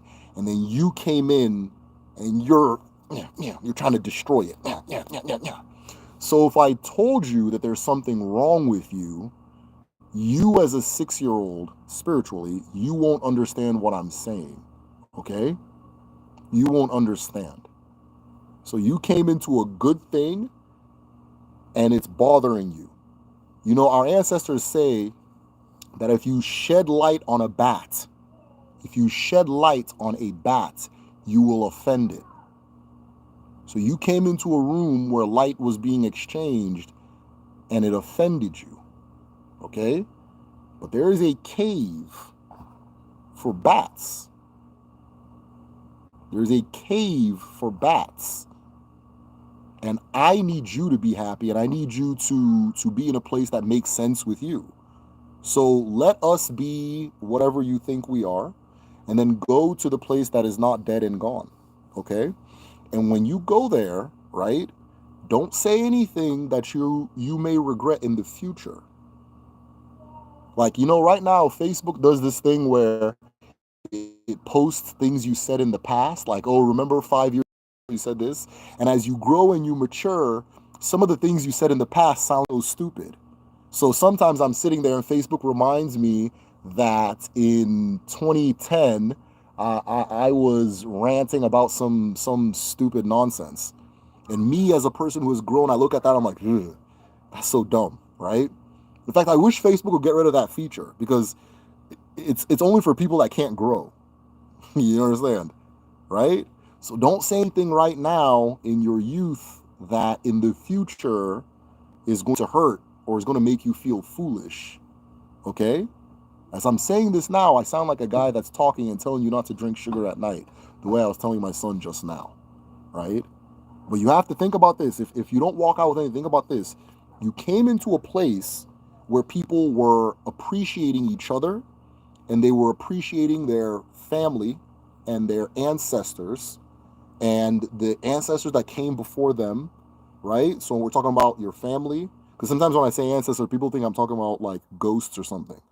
I'm talking about your mother and your father. People were appreciating their mother and their father, and the mother and the father of their mother and father, and the mother and father of their mother and father, and the earth. They were appreciating the earth, and they were appreciating the sky, and they were appreciating each other, and they were appreciating the creator, right? The creators, right? Because that's just what it is, the creators, and each other, and change. And then you came in and you were bothered. You didn't like this. You didn't. Something's wrong, right?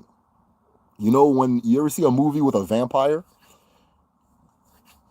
Wally, I'm talking to you. Ever seen a movie with a vampire where a vampire will bite another vampire in the neck and they'll suck the life out of that vampire, and then that person becomes a vampire, and that person can't go out in the light anymore?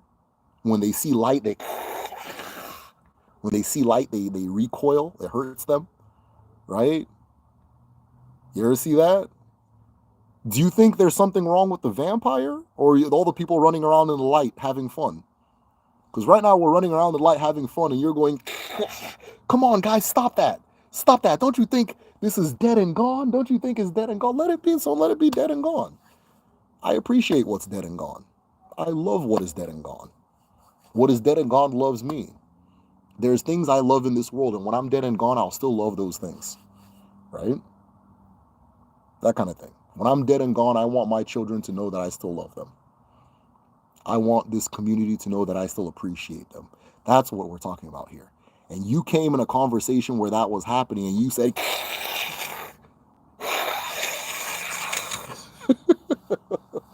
as I'm telling you these things now, you may not understand what I'm saying because you're 6 years old, okay? But there's a place for 6 years old. I need you to go there, okay? One day, because there's something moving, there's something happening right now. You can't see it, I can see it. Now, people say that what a child can see standing up, an elder sees sitting down, okay? So I'm seeing things you're not seeing. You understand? When you see that thing and you reach that point, you don't want to be burdened with saying the wrong thing. So right now, be careful. Don't say the wrong thing, okay? Don't say the things you're going to regret in the future. Adumma.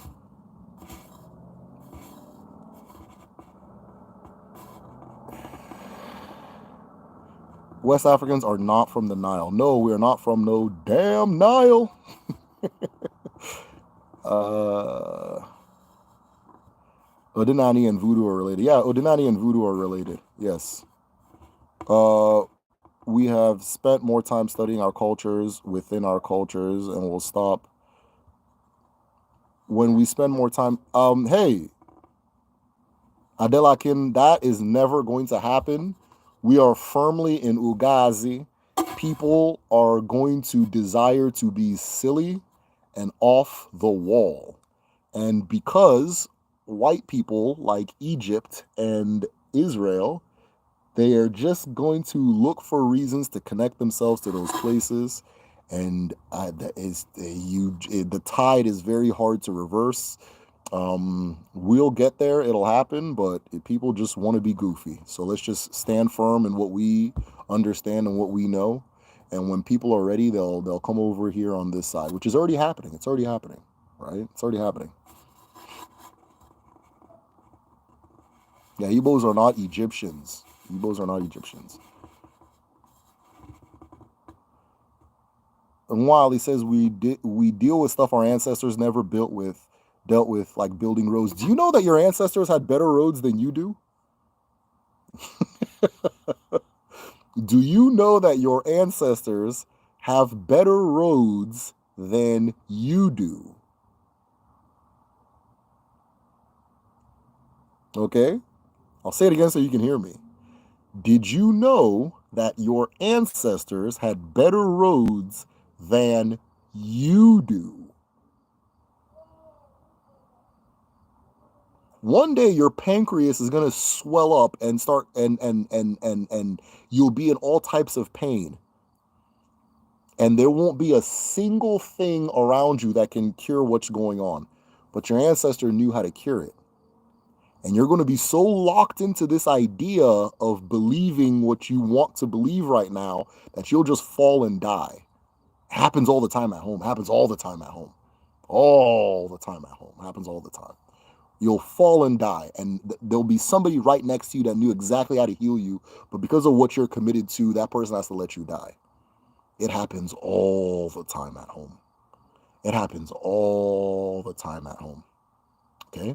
So when I tell you that your ancestors had better roads than you do, I'm not saying this out of sentiment. I'm not saying this because of whatever. I'm telling you that you are going through hell right now.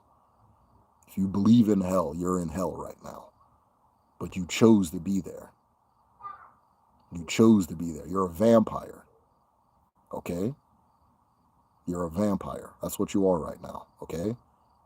So I need you to give yourself some time to grow. And don't just start talking. You don't need to talk. Like even myself, I turn on this camera, I yap. But in all honesty, I know that I get more out of life by being quiet and listening than talking. Okay? So just don't try to know everything right now. Okay? Just give yourself some time. You're saying silly stuff. Your ancestors had better roads than you do. And they had streetlights. And they had streetlights. And they had streetlights. Do you have streetlights? Do you have streetlights? You don't, do you? You understand? And the streetlights had gardens around them. Did you know that? I bet you didn't. There's a lot that you don't know. There's a lot that you don't know. You know, you're a victim. Oh, never. No, I'm not calling you names, Wiley. I'm not calling you names, but you have to be quiet and you have to listen. You're talking too much. What if at the age of 4 you decided you knew everything and you just start fucking bok talking? You know when I mean, I don't know what's going on in your home, but in where I'm from, right? My elders are elders. They're elders for real. And if a 4-year-old comes in the midst of elders and starts just they'll tell them, "Come, get out of here. What are you doing? Get out of this man. Fuck. Shut up." That kind of thing.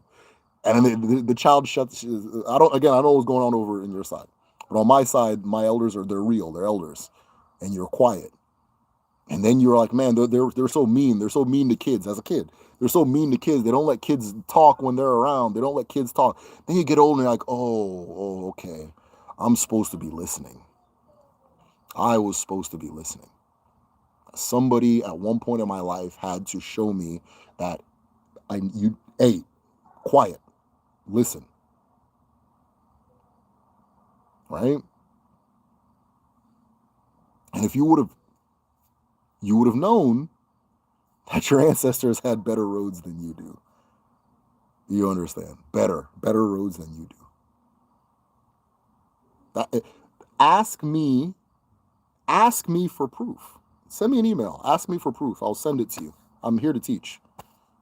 I'll send it to you. Right? Better roads than you did. Adumma.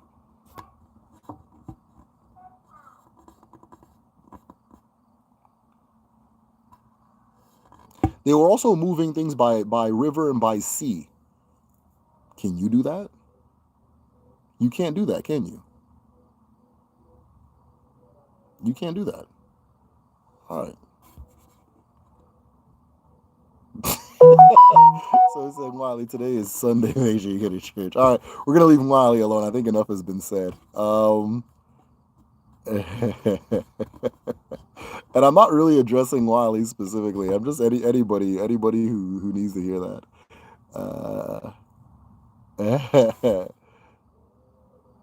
Those are Rakim rhymes, man. Stop biting. Wait, what? Who's biting Rakim, man?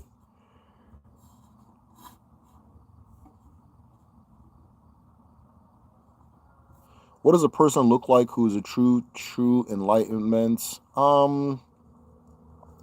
Everybody's gonna look different, right? So if I put an apple seed and an orange seed in the ground and they actualize full maturation and they become what they're supposed to become, it's going to look different. It's going to look like an apple tree. One's going to look like an orange tree, but they started from a seed. So don't think about it like there's a singular path. The path you're looking for is your path. So what are you going to look like as you grow in your understanding of self? You'll look like what you were always supposed to be. Okay? You will look like what you were always supposed to be. And that's what is important. But that is a really good question. But yeah, so what does it look like when a person achieves true enlightenment? For each person it's different. For each person is different, right? When let me know. I don't want to use any like professions because I'll give the wrong idea. Each person's going to be like you and I can look at the same principles and study Odinani and grow in ourselves and our understanding, and you will become a totally different person from me, and I'll become a totally different person from you. Do you ever have those friends that you grew up with, and for some reason, when you guys were like 15, you guys can talk and have conversations, but now you're just two different people, and you just don't even see how that's possible? It's because you guys have grown in yourselves, right? So Odinani is the same thing, right? It is a higher form of growing, in my opinion, because it is your whole self is growing. Your full ezume is growing. It's not just like the physical body and like the five senses type of thing. Your whole self is growing. So as your whole self grows, you will become what you always were, right? If that makes sense. You will become what you always were, but what you always were was specifically unique to you. That is why our ancestors say that one mother can birth many, but one chi can only create one. But one chi only creates one, right? One mother can birth many, but the chi only creates one. So my chi created me to be me. I am one in one in creation. There's no other me that exists. There will never be another me that exists. This is it, right? Same thing with you. And there is a path of growth that each of us will go through. Some of it will look alike. A lot of it will not look alike. You understand? Some of it will look alike. A lot of it will not look alike.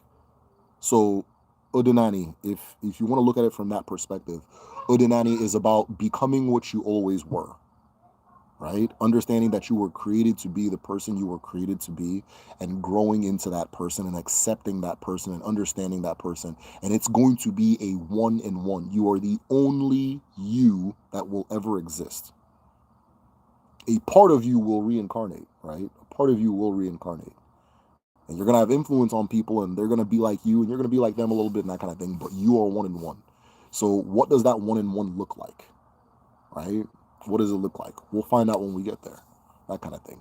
And then the next question is, do you ever reach, is there a point you reach and it's like, oh, wow, I've hit enlightenment? No, it keeps going. It keeps going. It's perpetual, right? It's perpetual. Because again, you are a continuation of your ancestors, and your descendants are a continuation of you and those ancestors. So let's say you reach a certain place, and it's going to carry a wave through generations and so forth. And that's going to make that manifest in a very specific way, and that kind of thing. So, but yeah, no, that was a really good question. I will say though that when people know their chi, or when people understand their chi, they tend to have a peace to them. There's more peace, right, in their person. It doesn't mean that everybody who understands their chi is peaceful. That some people's chi tells them, or some people's chi is chaotic. Some people's chi is a rebel rouser, a troublemaker, so that kind of thing. But they have a peace in their chaoticness, and they have a peace in their rebel rousing and so forth, right? If you look at like I'll use uh I'll use is it Papa Legba? That's a trickster, right? If okay, let's use Mbe the tortoise, right?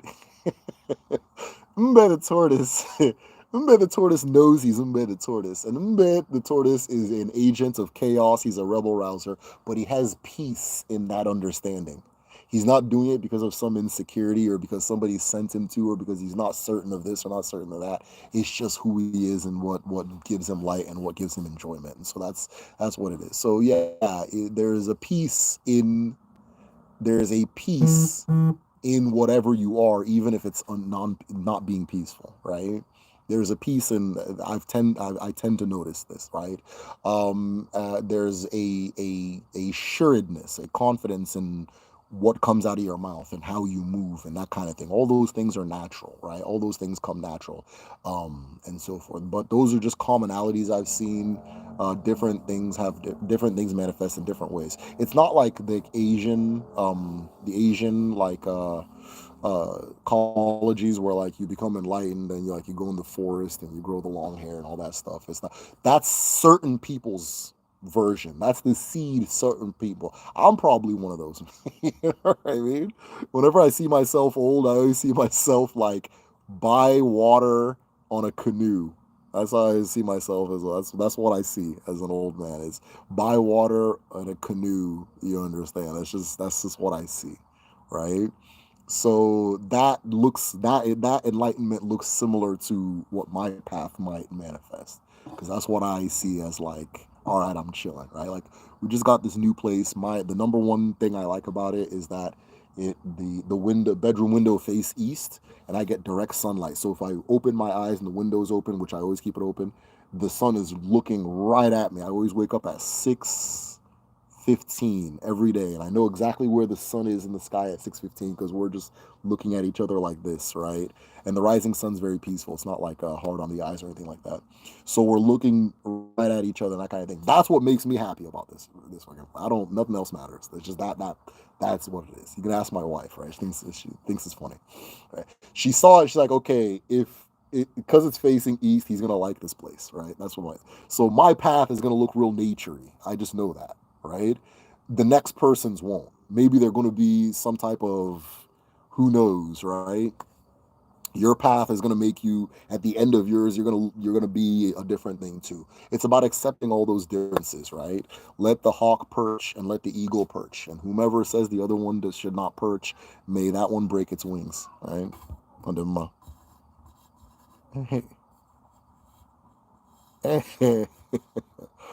Pandema.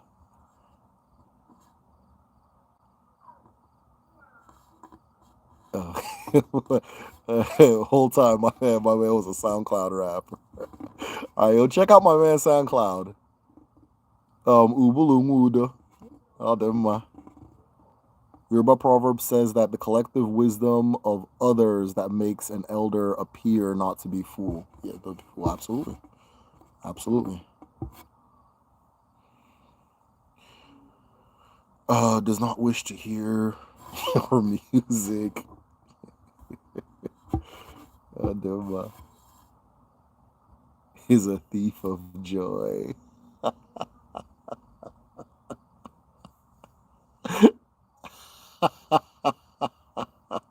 JD Bailey, are you Nigerian? That was the most Nigerian ass insult I ever heard in my life. He says it's a thief of joy. If you're Nigerian, let me know. But if you're not, let me just tell you now, man, you need to get a DNA test. That was that your ancestor called that man a thief of joy.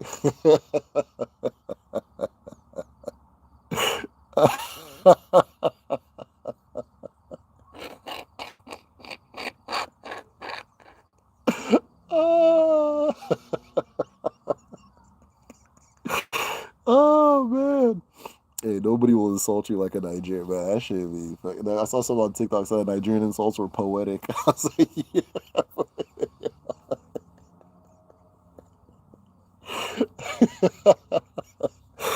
I say he's a thief of joy.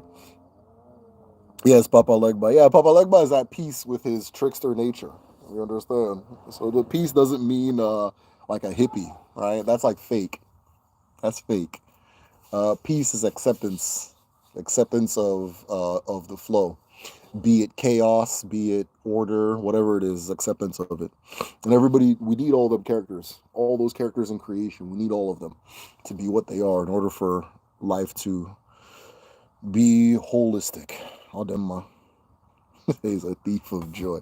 JD Bailey, are you Nigerian? That shit was funny. My guys, looks like we're out of questions. It's always at 2 hours and 45 seconds. I feel like, or 2 hours and between 2 hours and 10, or in 2 hours and 50. People usually run out of questions. It looks like we're out of questions unless I the stream something went wrong. I'm gonna pin this to the top. Is a thing. It's a piece of a JD Brown pin but yeah, Wally, just give you. Wally is young now, and Wally, I take it you're from Anambra,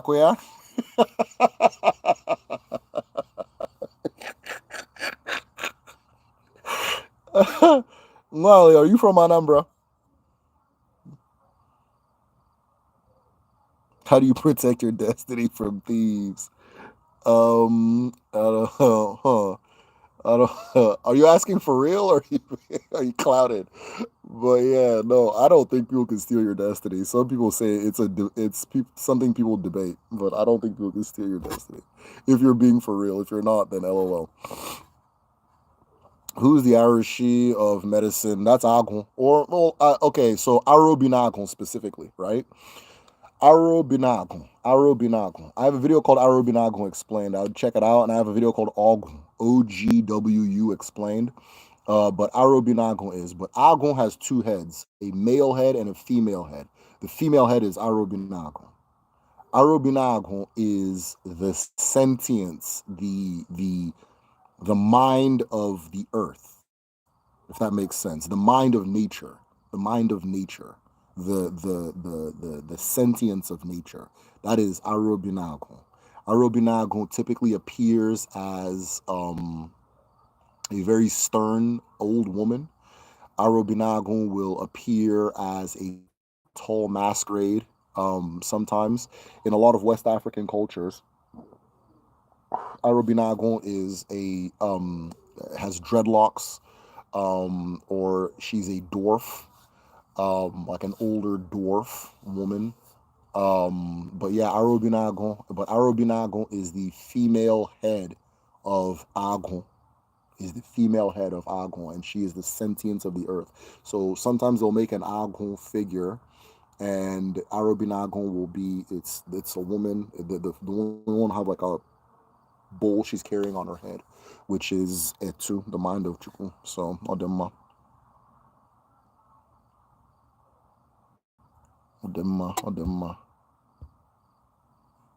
flying Nimbus. See, we got Dragon Ball fans in here, man. Hey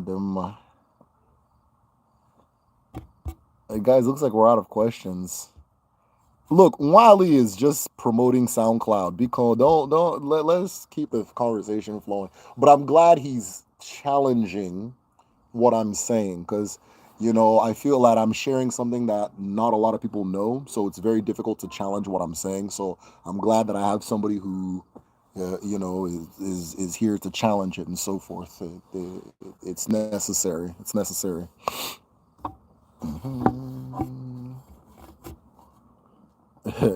Go check out Wiley's SoundCloud, y'all. Ubulu Muda. Ubulu Muda. Wiley, your name is Wali. Wala. Wala. Ali. In fact, Ali, you sound like maybe like you're from my place. Anyways, you sound like you're from my place. Because we say Ali. We don't say Allah. We say Ali. So, Wali, you understand? Your name is Wa'ala. Wa'ali. Your rap name is Wa'uda. Wa'uda. Wait till you figure out what your name means. This is what I'm trying to tell you. Look, I will give you till this December. I think you're going to say something different. You're going to come to me and say something different, okay? I'm going to see where you're at in December. All right? I'll see where you're at in December. I'll do my. Give yourself time. Give yourself time. Then go check out Wiley's SoundCloud, y'all. Ubulu Muda. Hey, Ubulu Muda. One.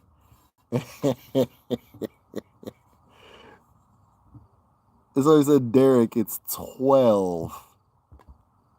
Oh, yeah, you're right. Happy Gamer. It is 12. I'll do my. We must be from a very similar geographical area.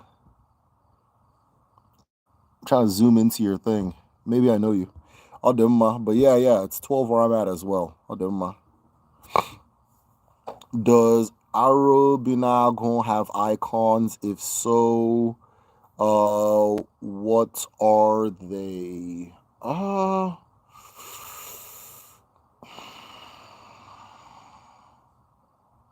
I've only seen an Arobinagon altar, but I don't. Oh, I'm sorry. I apologize.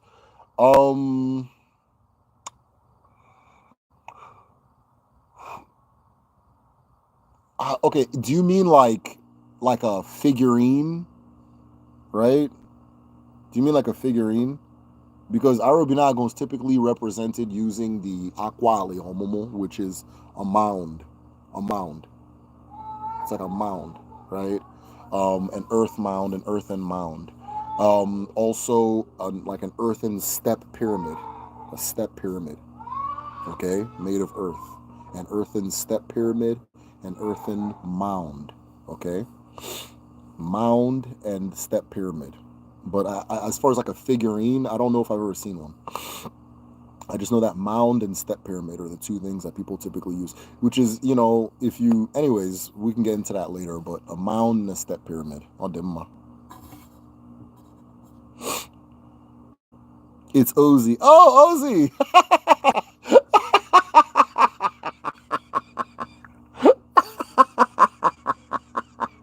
Hey, Ozzy, what's up? I can't hear you because I'm on mute. Oh, okay. So you're just here watching my mouth move? I don't. Oh man. Hey Ozzy, tell Uganda that I'm sorry for roasting her, okay? Tell Uganda that I'm sorry for even though she roasted me worst. I tell her that I'm sorry if you can hear me.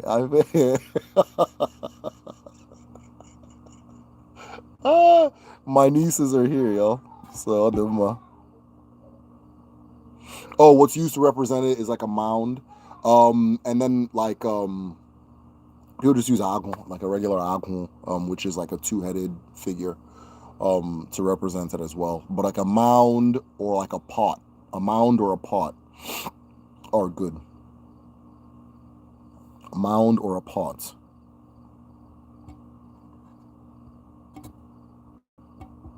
Oh, them.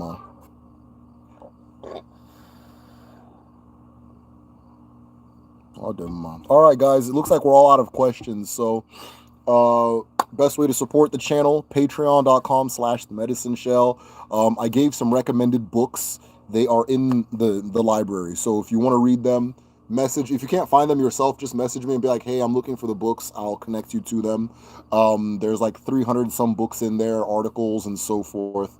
We also have a traditional medicine class at www.kedu.me. So if you go there and sign up, you'll be in the next class, which is September. I know the date there says April right now. I'm trying to figure out how to fix that, but that's just when the first one started. The next one is going to be in September. So September or August, but probably September. But either way, you sign up, you're in there. But if you're on the highest form on Patreon, you're automatically sign up for the language class, the Igbo language class, and the medicine class. You can choose whichever one you want to go to. You don't have to do one that you don't want to. It's not by force, right? And then, of course, on Patreon, for those of you who are interested in readings, we have a Divya that we work with, our in-house Divya. He does readings. He does any rituals that you may be interested in. He's recently done a very extensive round of Ipwaru, which is abomination cleansing.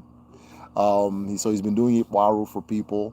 So for people who have like committed abominations in the past and they want to start anew, Ipwaru is a good place to begin, especially if you're going to like begin doing something like being a healer or like dealing with Abara and so forth. Just so you know, Aro is murder, incest, and incest includes the spouses of siblings, and desecrating sacred things. So like grave sites. I saw on TikTok some lady was pouring out some kid's urn. That was crazy. She needs to do it viral. Oh, shit. She needs to do a lot more than that though. But yeah, so desecration of sacred sites, destroying altars, mount, like things like that, all that. So, but he has a whole bunch of different things. So that being said, guys, this has been a great conversation. As always, my DNA is primarily Nigerian. I'm from Virginia. Okay, so you're Igbo. Yeah, that was the most Igbo insult I have ever heard. So that that wasn't from a Nigerian. So that being said, unu ga-adị, unu ga-eto, nke ọbụla unu tiri aka ọ ga-adị n'ụwa. Ọ ga-adị otu a na eke, n'orie, na afọ, na nkwọ.